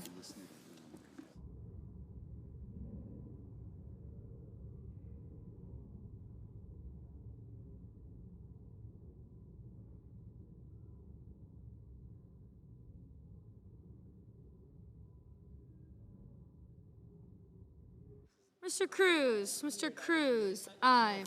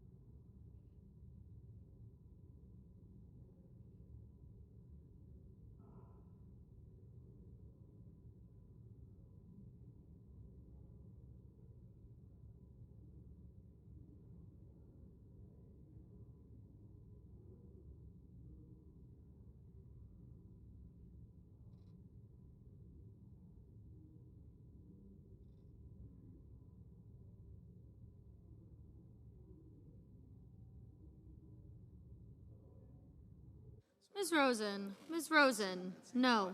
For a long time, I felt like it was lucky.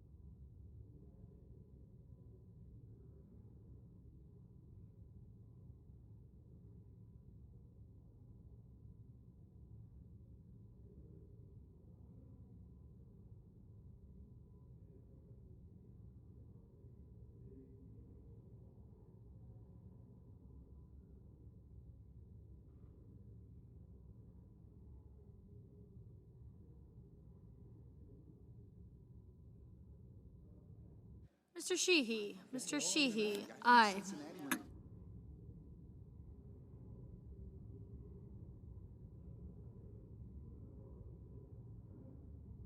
Mr. Coons. Mr. Coons. No.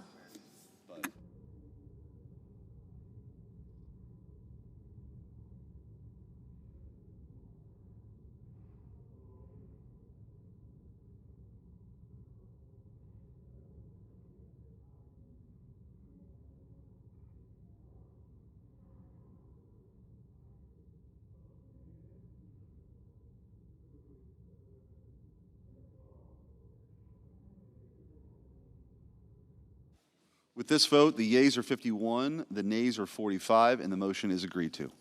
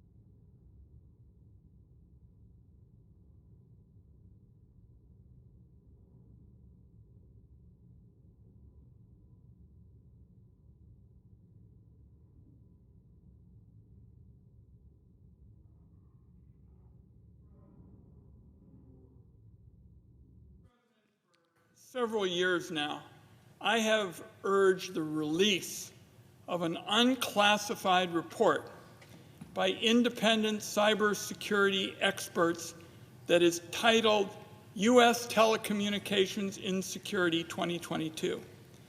Congress and the American people deserve to be able to read this report. This report, and I may be, Mr. President, the only senator who has read this report contains shocking details. Let me repeat that, shocking details about national security threats to our country's phone system that require immediate action. The agency has permitted my staff to read the report at their office, and this was done in 2023. However, they've marked the report unclassified for official use only and have refused to provide copies of the report to Congress or to make it public in response to Freedom of Information Act requests. So I asked then Director Easterly to release the report. When she didn't act on my request, I wrote to President Biden. That was in February of 2024, urging him to address the serious national security threat posed by foreign governments exploiting U.S. phone carriers' weak cybersecurity. Whistleblower report with the Federal Communications Commission, very concerning information, and told the Federal Communications Commission that there have been numerous incidents of communications service providers operating in the United States. He added that foreign surveillance went beyond location tracking and included the monitoring of voice and text messages and the delivery of spyware to targeted devices. The agency's multi-year cover-up of the phone company's negligent cybersecurity has enabled foreign hackers to perpetrate one of the most serious cases of espionage ever against our wonderful country. Had this report been made public when it was first written in 2022, Congress would have had ample time to require mandatory cybersecurity standards for phone companies in time to prevent the Salt Typhoon hacks. The agency and the Federal Bureau of Investigation have confirmed that the Chinese government hacked multiple phone companies and accessed vast troves of sensitive call records. They even co-opted the systems and other high-value targets. Vice President Vance said his communication incident was the direct result of phone carriers' failure in using multi-factor authentication. Mr. President, and I know you're very interested in the technology area as well, this is cybersecurity 101. 101. And yet federal agencies failed to hold these companies accountable. As far as I'm aware, and I touched on this, I may be the only one in the Senate to have read this report. But the contents of the report directly impact Congress, both regarding the security of the Senate's communications and issues that have been the subject of prior oversight. When Chinese government hackers broke into the report, also directly discusses issues that have been the subject of oversight by senators. Colleagues raising concerns about foreign companies remotely administering rural U.S. telecommunications carriers. Our group said we are also concerned about media reports suggesting that managed service providers may be partnering with for-profit surveillance companies, creating the possibility that these companies could provide their authoritarian clients with trusted access to U.S. telecommunications networks. Mr. President, I'm going to close with this. None of these security vulnerabilities have been addressed. That's the bottom line, either by government or the private sector. The federal government still does not even require U.S. phone companies to meet minimum cybersecurity standards. So, in my judgment, we're sitting here now recognizing that it's too late to prevent the Salt Typhoon hack, but there sure is an urgency to prevent the next horrendous incident. So that's why, as if in legislative session and notwithstanding Rule 22, I ask unanimous consent that the Senate proceed to the immediate consideration of S-2480. S-2480, a bill to require the Secretary of Homeland Security to publicly release in full the unclassified report titled U.S. Telecommunications Insecurity 2022, and for other purposes. Without objection, the Senate will proceed. Mr. President, I ask unanimous consent that the bill be considered read 3 times and passed, and the motion to reconsider be considered made and laid upon the table. Without objection. I yield the floor.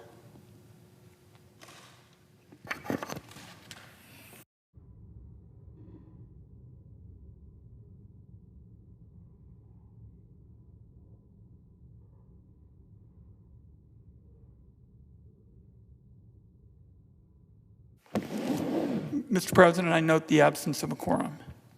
The clerk will call the roll. Ms. Alston-Brooks.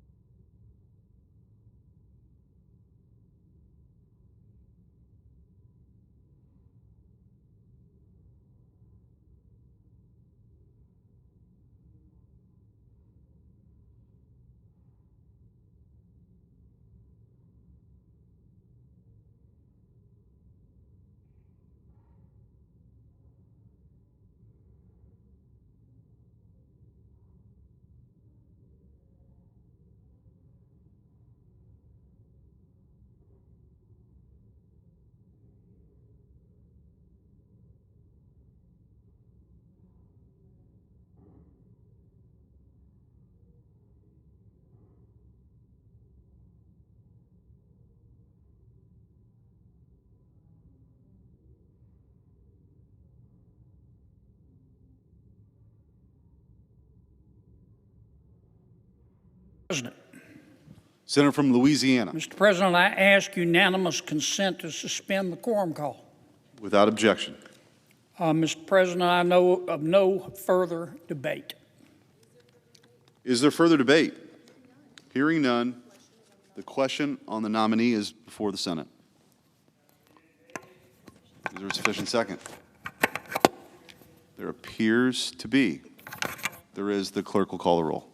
Ms. Alsobrooks, Ms. Baldwin, Mr. Banks, Mr. Barrasso, Mr. Bennett, Mrs. Blackburn, Mr. Blumenthal, Ms. Blunt Rochester, Mr. Booker, Mr. Bozeman, Mrs. Britt, Mr. Budd, Ms. Cantwell, Mrs. Capito, Mr. Cassidy, Ms. Collins, Mr. Coons, Mr. Cornyn, Ms. Cortez Masto, Mr. Cotton, Mr. Kramer, Mr. Crapo, Mr. Cruz, Mr. Curtis, Mr. Daines, Ms. Duckworth, Mr. Durbin, Ms. Ernst, Mr. Fetterman, Mrs. Fisher, Mr. Gallego, Mrs. Gillibrand, Mr. Graham, Mr. Grassley, Mr. Haggerty, Ms. Hassan, Mr. Hawley, Mr. Heinrich, Mr. Hickenlooper, Ms. Hirono, Mr. Hoven, Mr. Husted, Mrs. Hyde-Smith, Mr. Johnson, Mr. Justice, Mr. Kane, Mr. Kelly, Mr. Kennedy. Thank you.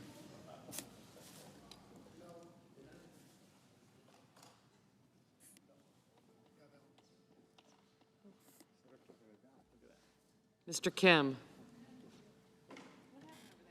Mr. King.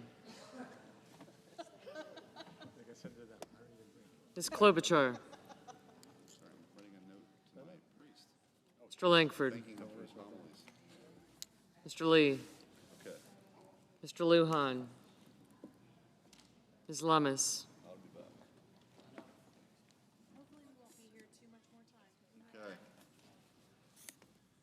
Mr. Markey. Mr. Marshall. Mr. McConnell. Thank you. Mr. McCormick. Mr. Merkley. Mrs. Moody. Mr. Moran. Mr. Marino. Yes. Mr. Mullen. Ms. Murkowski. Mr. Murphy.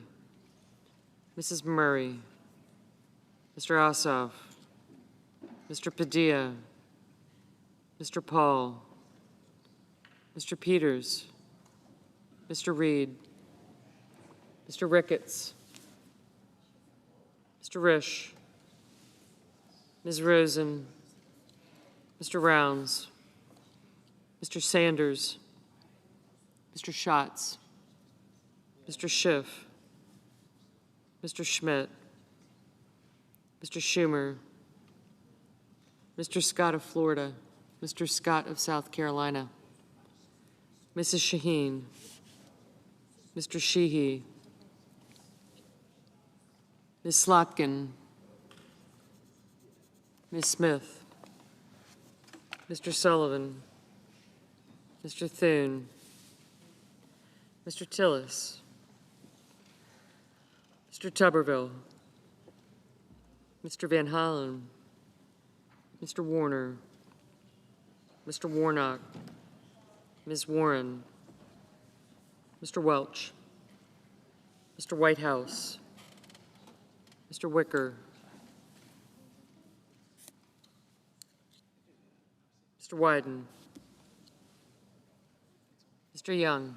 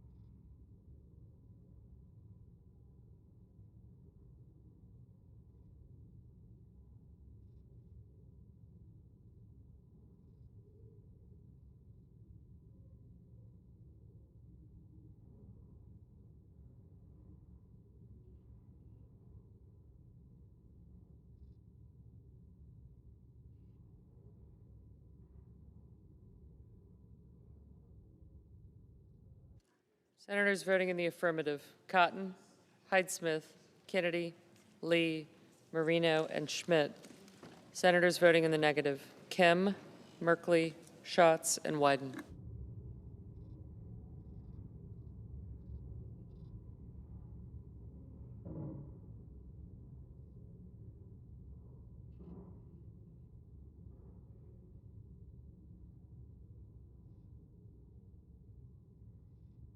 Mr. Boozman, aye.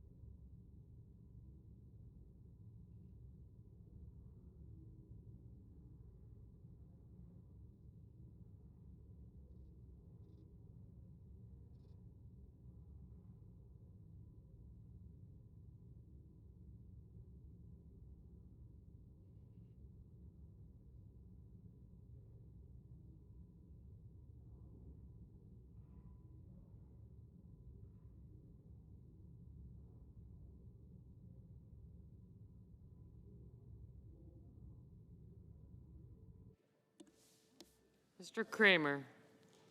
Aye. Ms. Lummis. Ms. Lummis, aye.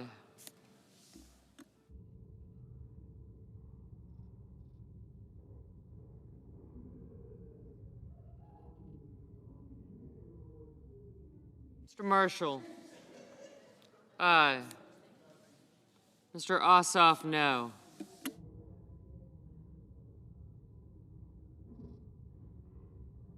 Mr. Sullivan, aye.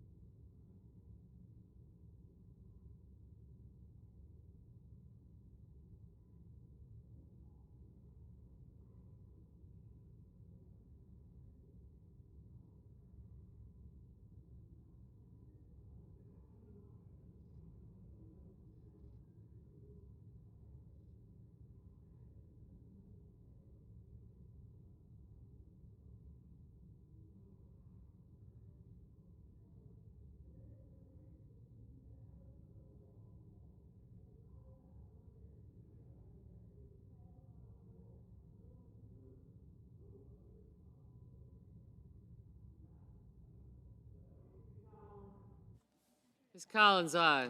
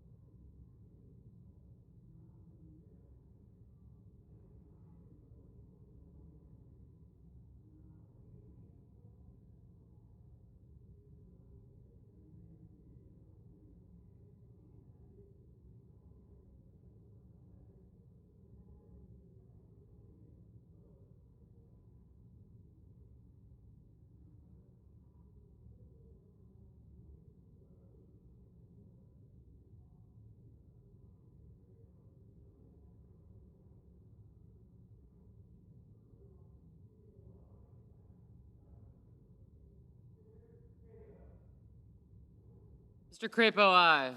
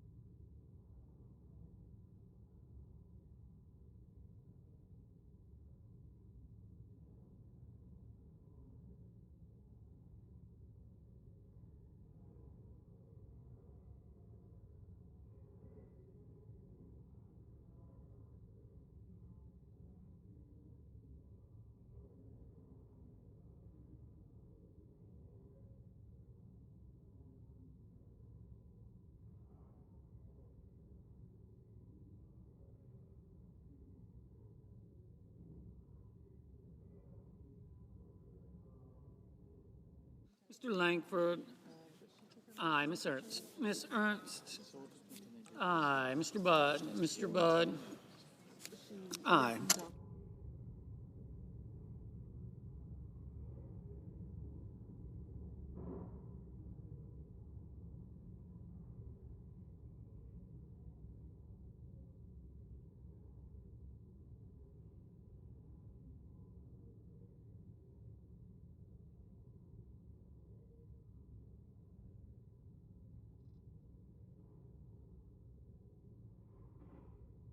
Mr. Mullen. Mr. Mullen, aye.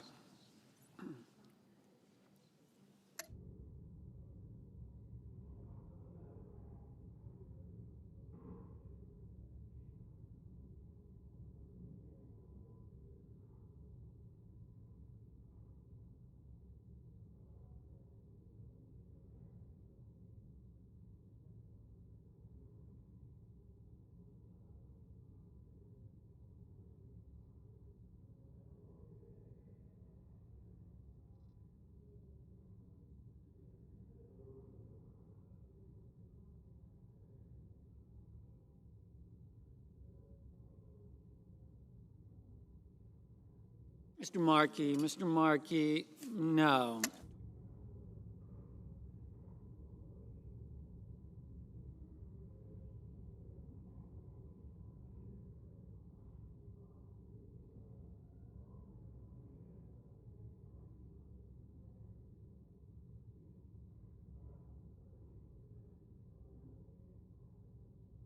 Mr. Lujan. Mr. Lujan, no.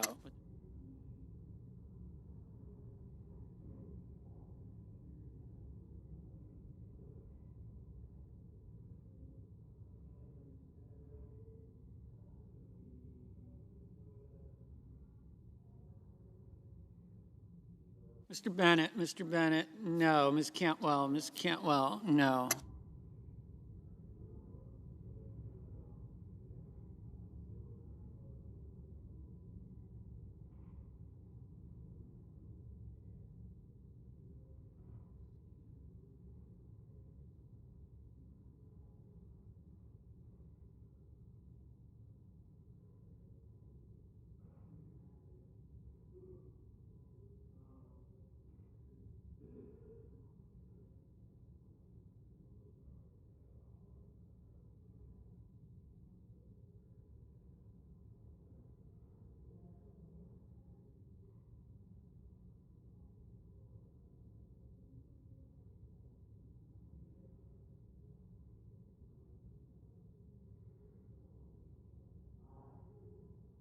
Mr. Wicker. Mr. Wicker, aye. Ms. Rosen. Ms. Rosen, no.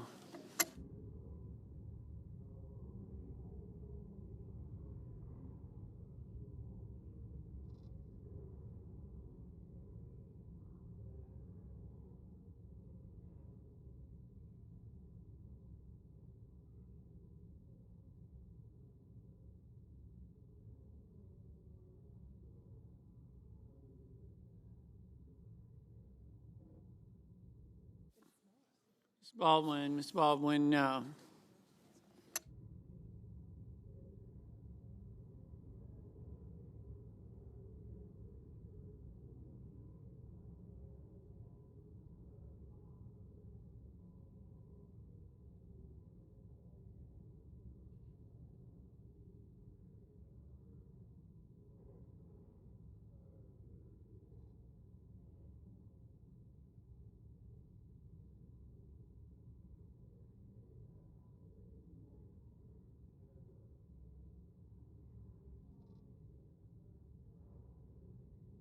Mrs. Murray, no.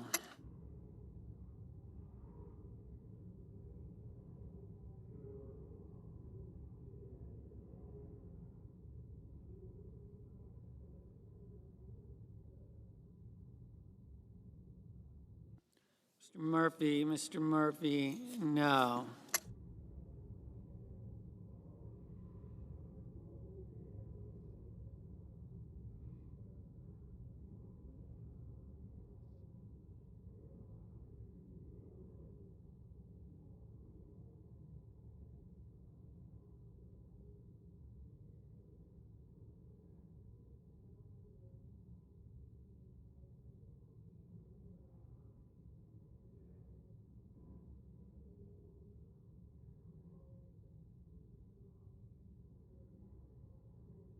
Ms. Blunt Rochester, no.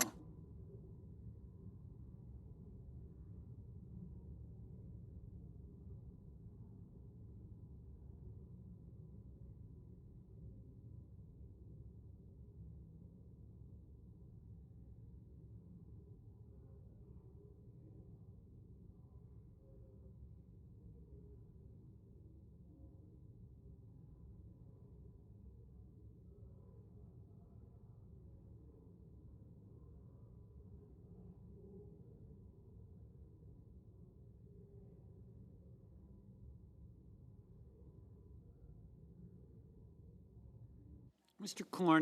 Cornyn, aye. Mr. Curtis, aye.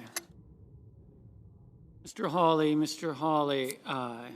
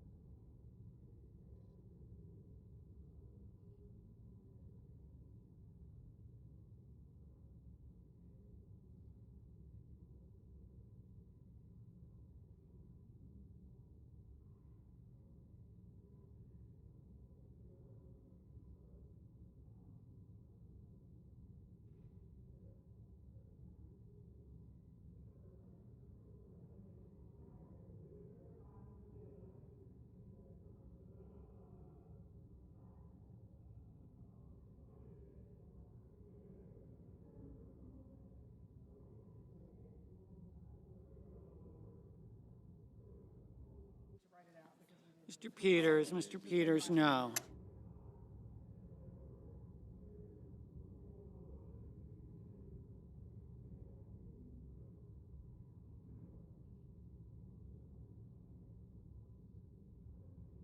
Mr. Durbin, no.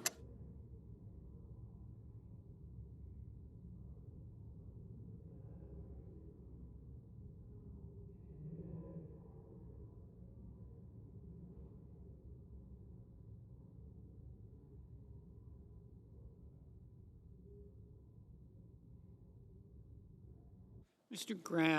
Graham, aye.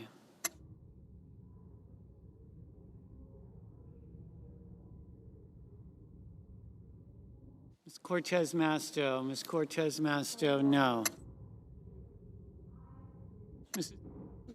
Mrs. Blackburn, aye. Mr. Barrasso, aye.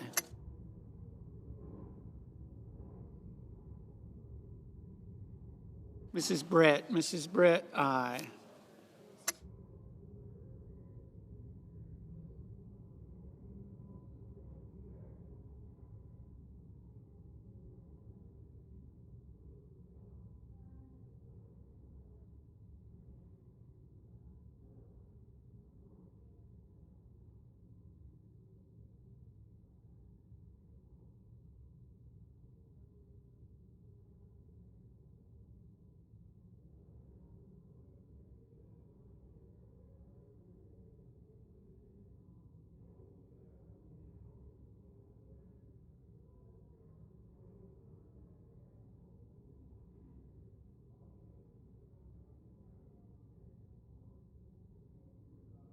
Mr. Hoven, aye. Mr. Young, aye.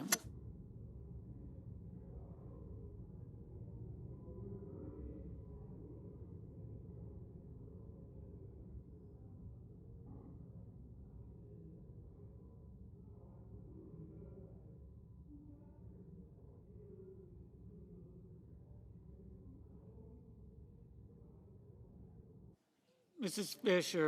Fisher, aye. Mr. Banks, aye.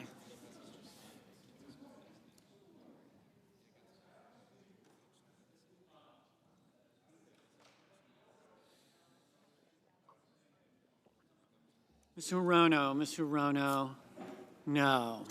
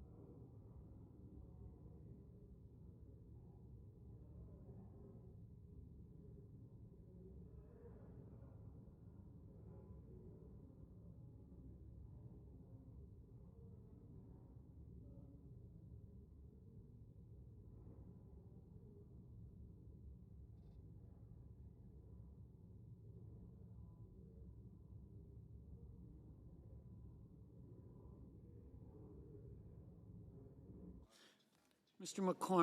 McCormick, aye.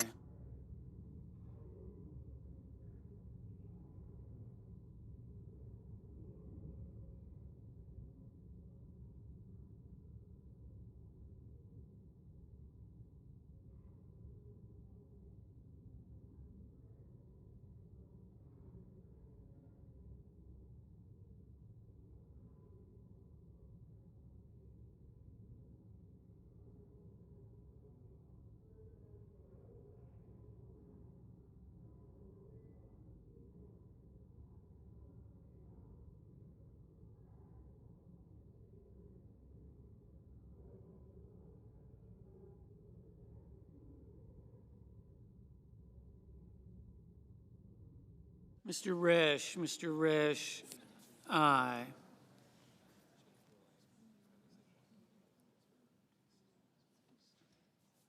Mr. Hickenlooper, no.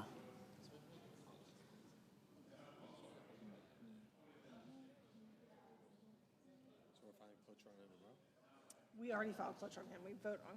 Mr. Rounds, aye.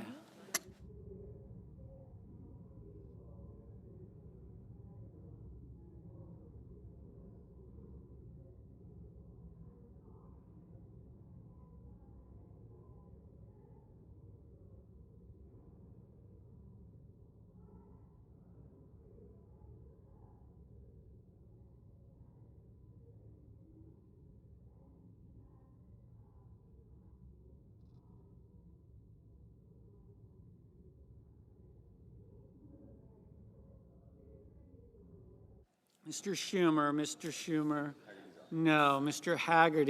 Haggerty, aye.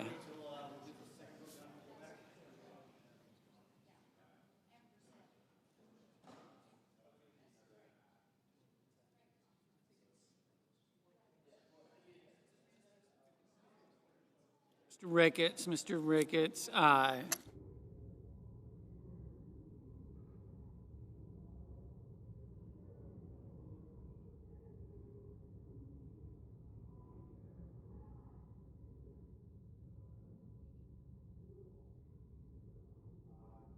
Mr. Scott of South Carolina, aye. Mr. Blumenthal, no. Ms. Hassan, no.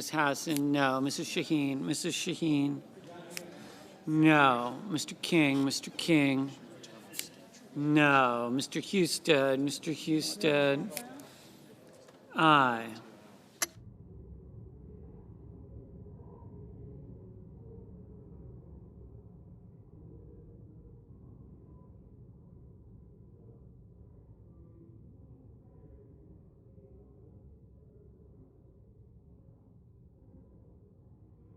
Mrs. Moody, aye. Mr. Warner, no.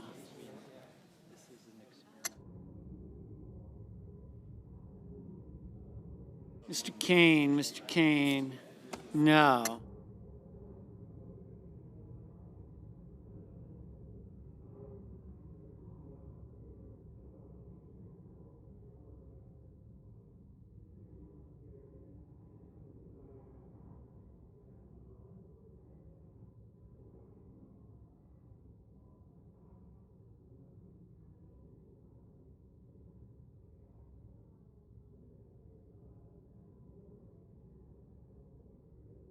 Mr. Thune, aye.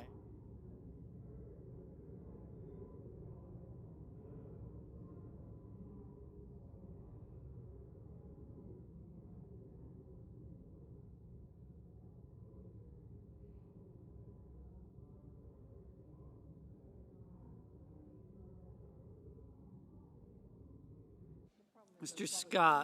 Scott of Florida, aye.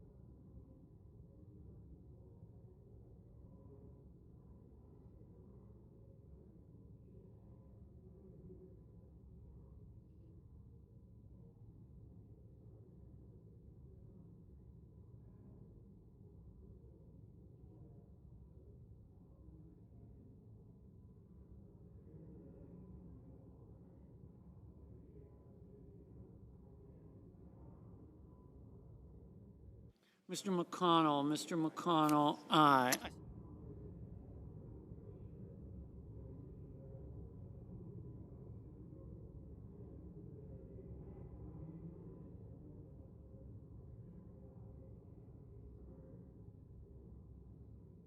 Mr. Paul, aye. Mr. Whitehouse, no. Mr. Daines, aye.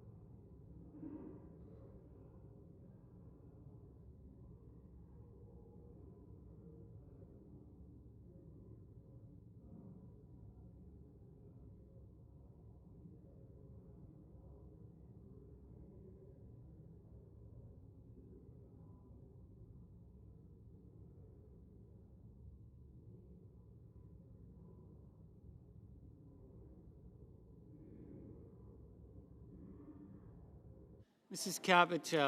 Capito, aye.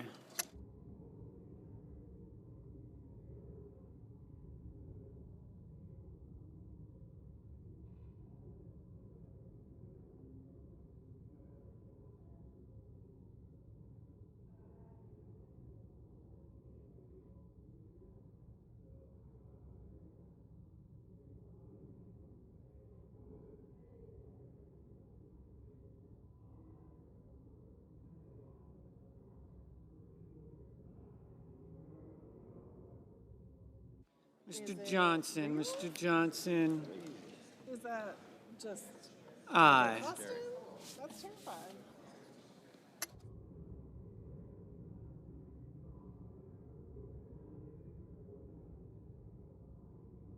Mr. Moran, aye.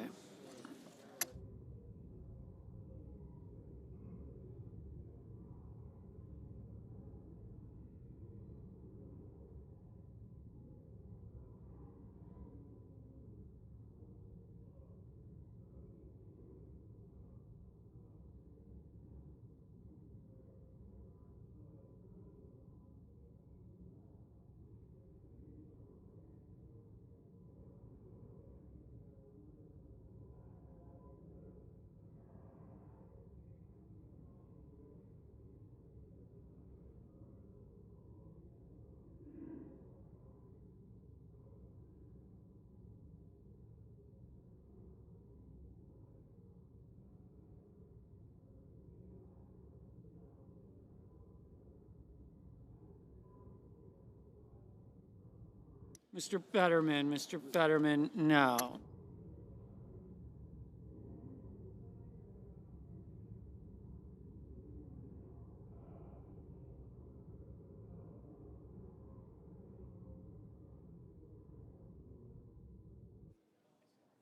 Mr. Justice,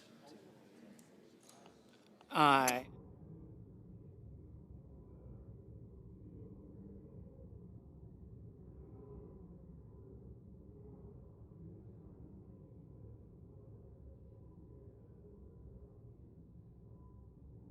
Mr. Schiff, no.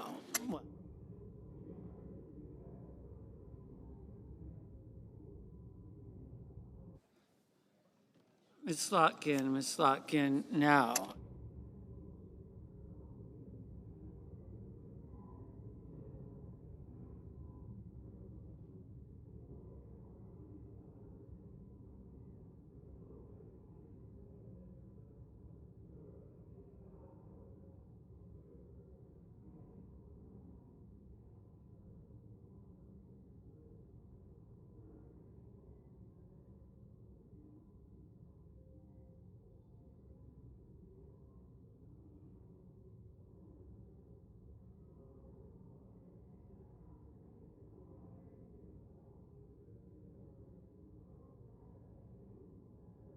Mr. Padilla, no.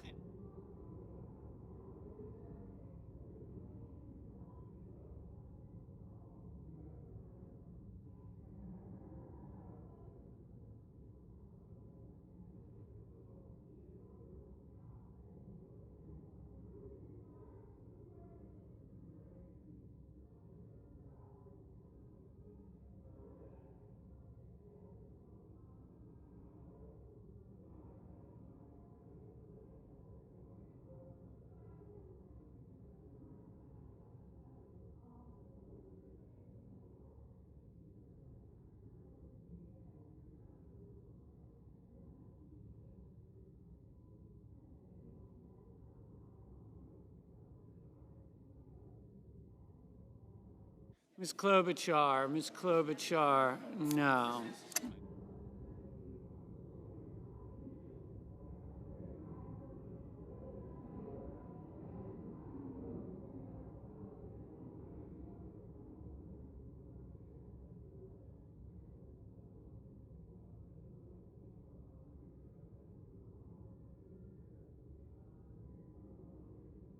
Mr. Grassley, aye.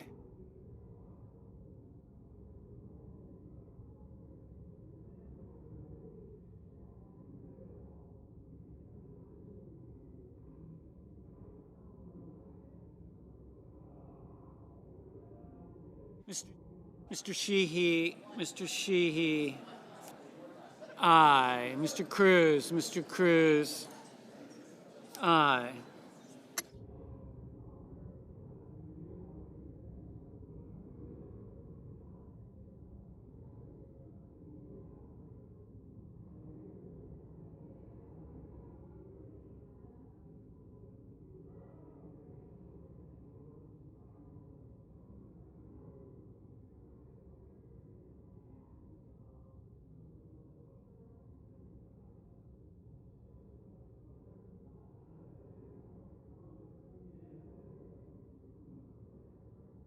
Mr. Booker, no.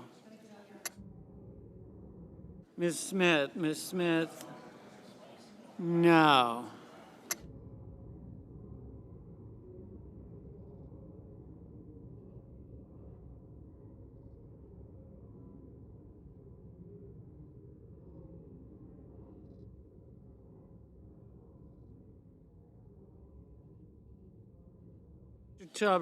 Mr. Tuberville, aye.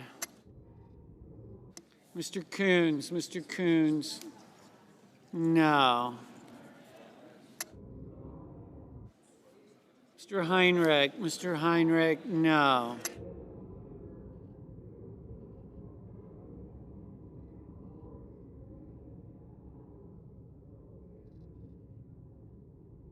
Ms. Also Brooks. Ms. Also Brooks, no.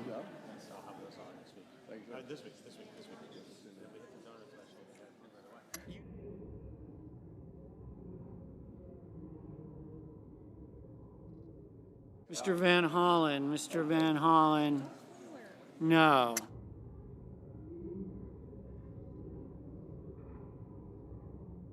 Mr. Kelly. Mr. Kelly, no.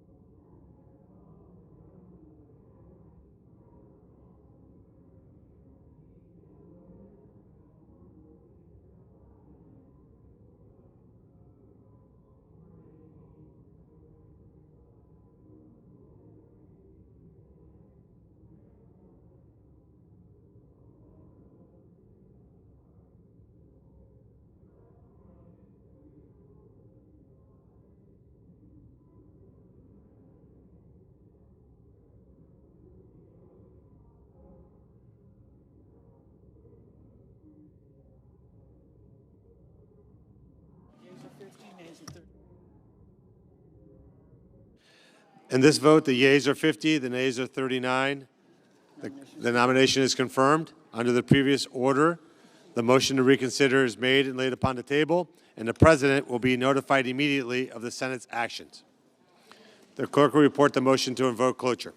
Cloture motion. We, the undersigned senators, in accordance with the provisions of Rule 22 of the Standing Rules of the Senate, do hereby move to bring to a close debate on the nomination of Earl Matthews of Virginia to be General Counsel of the Department of Defense, signed by 17 senators.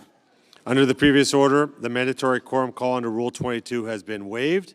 The question is it the sense of the Senate that debate on the nomination of Earl Matthews of Virginia to be General Counsel of the Department of Defense shall be brought to a close? The yeas and nays are mandatory under the rule. The clerk will call the roll. Ms. Also Brooks.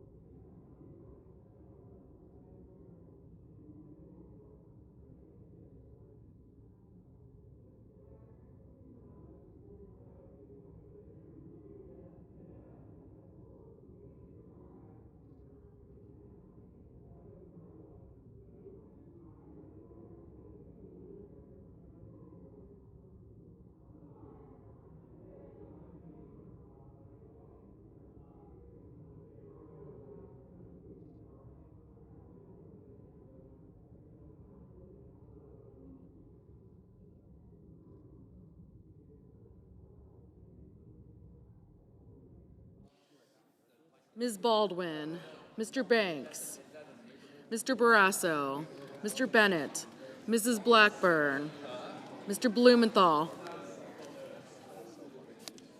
Ms. Blunt-Rochester, Mr. Booker, Mr. Bozeman, Mrs. Britt, Mr. Budd, Ms. Cantwell, Mrs. Capito,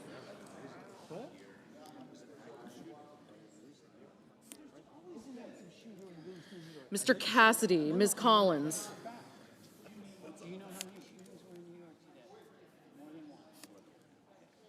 Mr. Coons,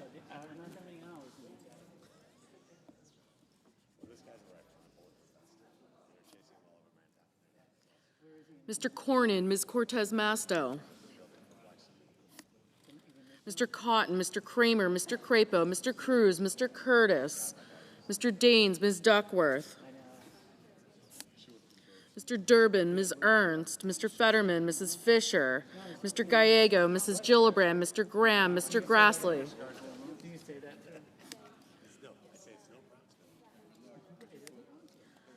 Mr. Haggerty, Ms. Hassan, Mr. Hawley, Mr. Heinrich, Mr. Hickenlooper, Ms. Hirono, Mr. Hoven, Mr. Husted, Mrs. Hyde-Smith, Mr. Johnson, Mr. Justice, Mr. Kane, Mr. Kelly, Mr. Kennedy, Mr. Kim, Ms. Klobuchar, Mr. Langford, Mr. Lee, Mr. Lujan, Ms. Lummis, Mr. Markey, Mr. Marshall, Mr. McConnell, Mr. McCormick, Mr. Merkley, Mrs. Moody, Mr. Moran, Mr. Moreno, Mr. Mullen, Ms. Murkowski, Mr. Murphy, Mrs. Murray, Mr. Ossoff, Mr. Padilla, Mr. Paul, Mr. Peters, Mr. Reed, Mr. Ricketts, Mr. Risch, Ms. Rosen, Mr. Rounds,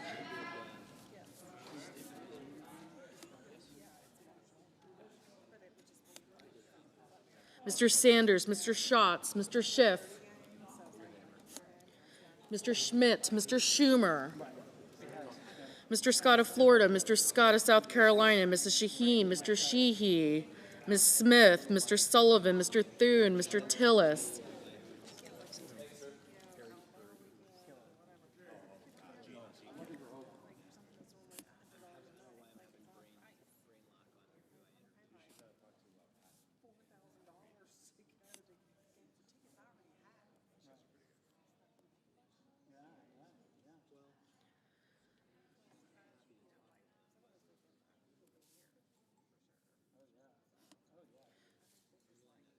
Mr. Mullen, Ms. Murkowski, Mr. Murphy, Mrs. Murray, Mr. Ossoff, Mr. Padilla, Mr. Paul, Mr. Peters, Mr. Reed, Mr. Ricketts, Mr. Risch, Ms. Rosen, Mr. Rounds, Mr. Sanders, Mr. Schatz, Mr. Schiff, Mr. Schmidt, Mr. Schumer, Mr. Scott of Florida, Mr. Scott of South Carolina, Mrs. Shaheen, Mr. Sheehy, Ms. Slotkin, Ms. Smith, Mr. Sullivan, Mr. Thune, Mr. Tillis, Mr. Tuberville, Mr. Van Hollen, Mr. Warner, Mr. Warnock, Ms. Warren, Mr. Welch, Mr. Whitehouse, Mr. Wicker, Mr. Wyden, Mr. Young.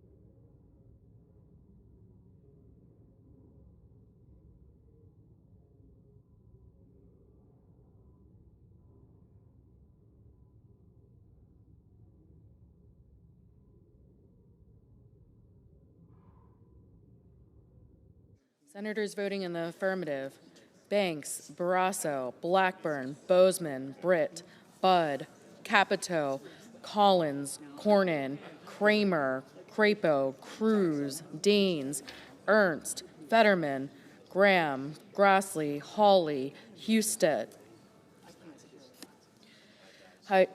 Johnson, Justice, Kennedy, Lummis, McCormick, Moody, Moran, Mullen, Paul, Ricketts, Risch, Rounds, Schmidt, Scott of Florida, Scott of South Carolina, Sheehy, Thune, Tuberville, Wicker, and Young.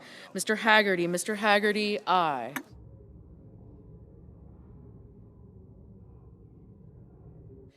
Senators voting in the negative: Alsobrooks, Baldwin, Bennett, Booker, Cantwell, Coons, Cortez Masto, Duckworth, Durbin, Gillibrand, Hassan, Heinrich, Hickenlooper, Hirono, Kane, Kelly, King, Klobuchar, Lujan, Markey, Murphy, Murray, Ossoff, Padilla, Peters, Reed, Rosen, Sanders, Schatz, Schiff, Shaheen, Slotkin, Smith, Warner, Warnock, Whitehouse, and Wyden. Mr.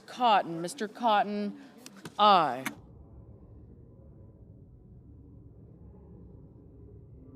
Mrs. Hyde Smith, aye. Mr. Hoven, aye. Mrs. Fisher, aye.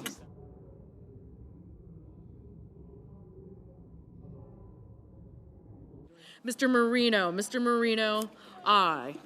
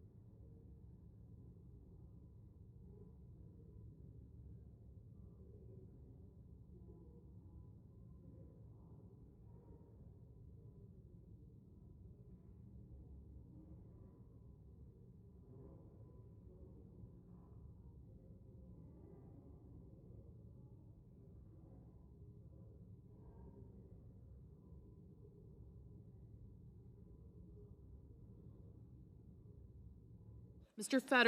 Fetterman, no.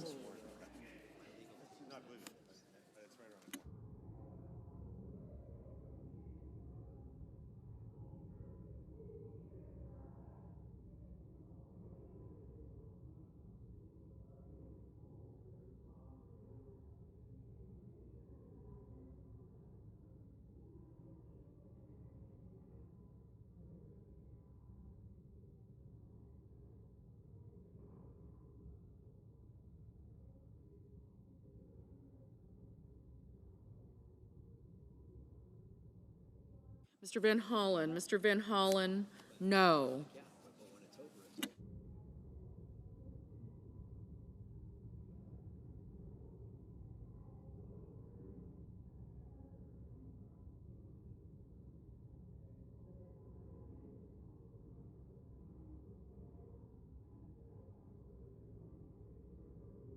Ms. Blunt Rochester, no.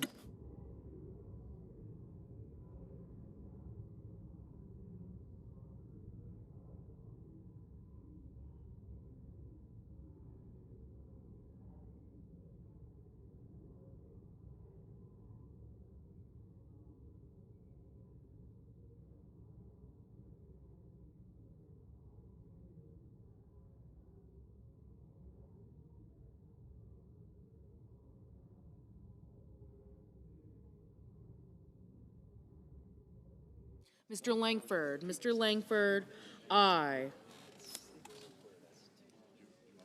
Mr. Kim. Mr. Kim, no.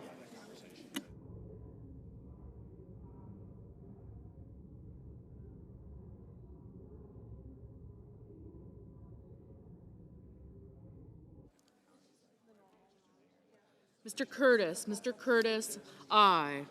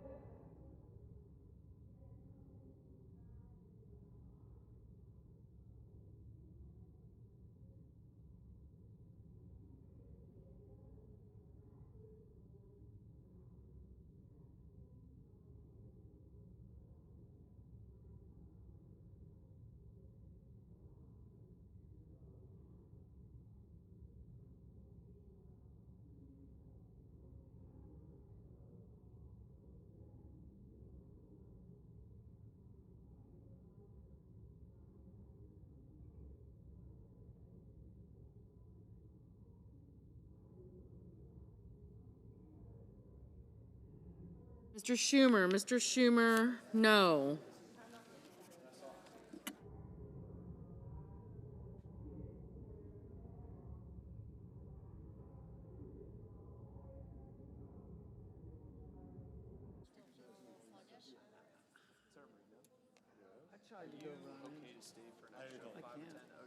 Mr. Merkley. Mr. Merkley, no.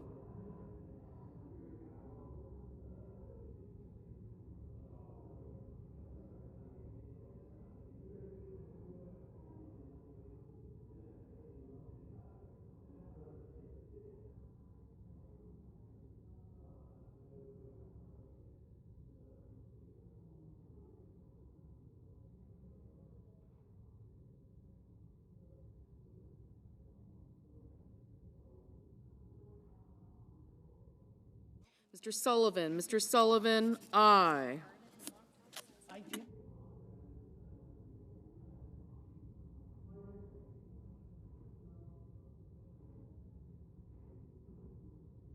Mr.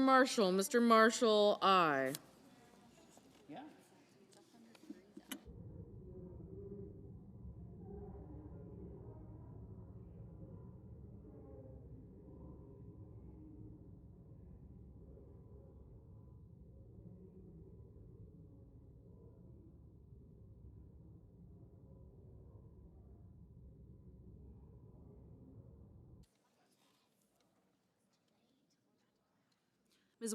Ms. Warren, no.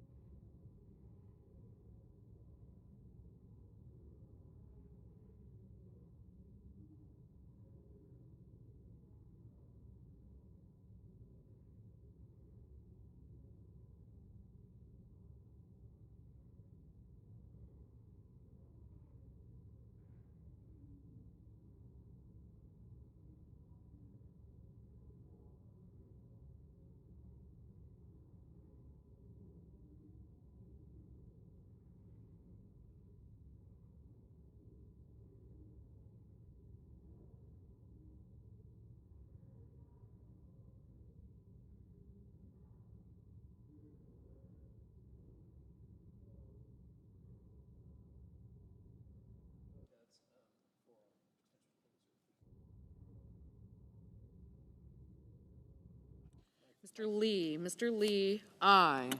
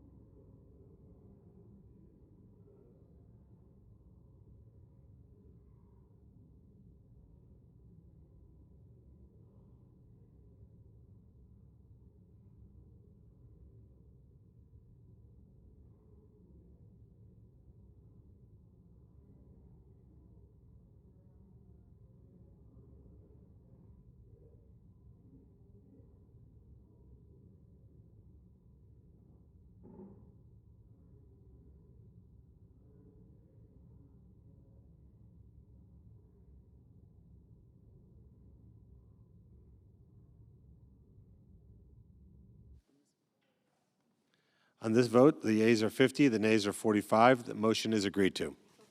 The clerk will report the nomination. Nomination, Department of Defense, Earl Matthews of Virginia to be General Counsel.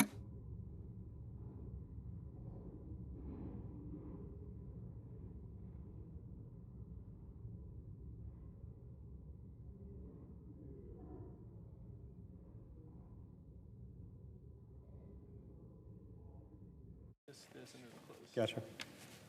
Mr. President, The senator from Utah. I ask unanimous consent that the Senate resume legislative session and be in a period of morning business with senators permitted to speak therein for up to 10 minutes each. Without objection. Mr. President, I have one request for a committee to meet during today's session of the Senate. It has the approval of the majority and minority leaders. Duly noted. I ask unanimous consent that when the Senate completes its business today, it stand adjourned until 10 a.m. on Tuesday, July 29th.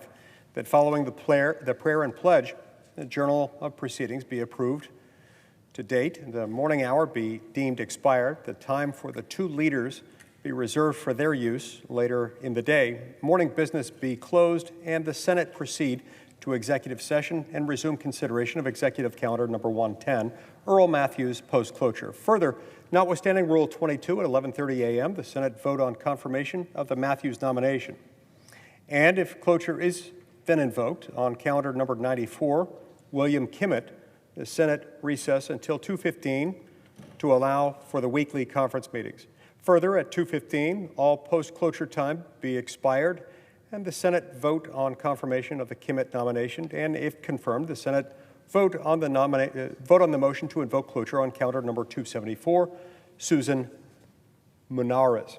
Finally, if any nominations are confirmed during the Tuesday's session of the Senate, the motions to reconsider be considered made and laid upon the table, and the President be immediately notified of the Senate's action. Without objection, so ordered. For the information of all senators, there will be 2 votes at 11:30 a.m., 2 votes at 2:15 p.m., and more votes expected throughout the afternoon and evening. If there is no further business to come before the Senate, I ask that it stand adjourned under the previous order. The Senate stands adjourned until 10 a.m. tomorrow. Thank you very much. Thank you. All right, look at that.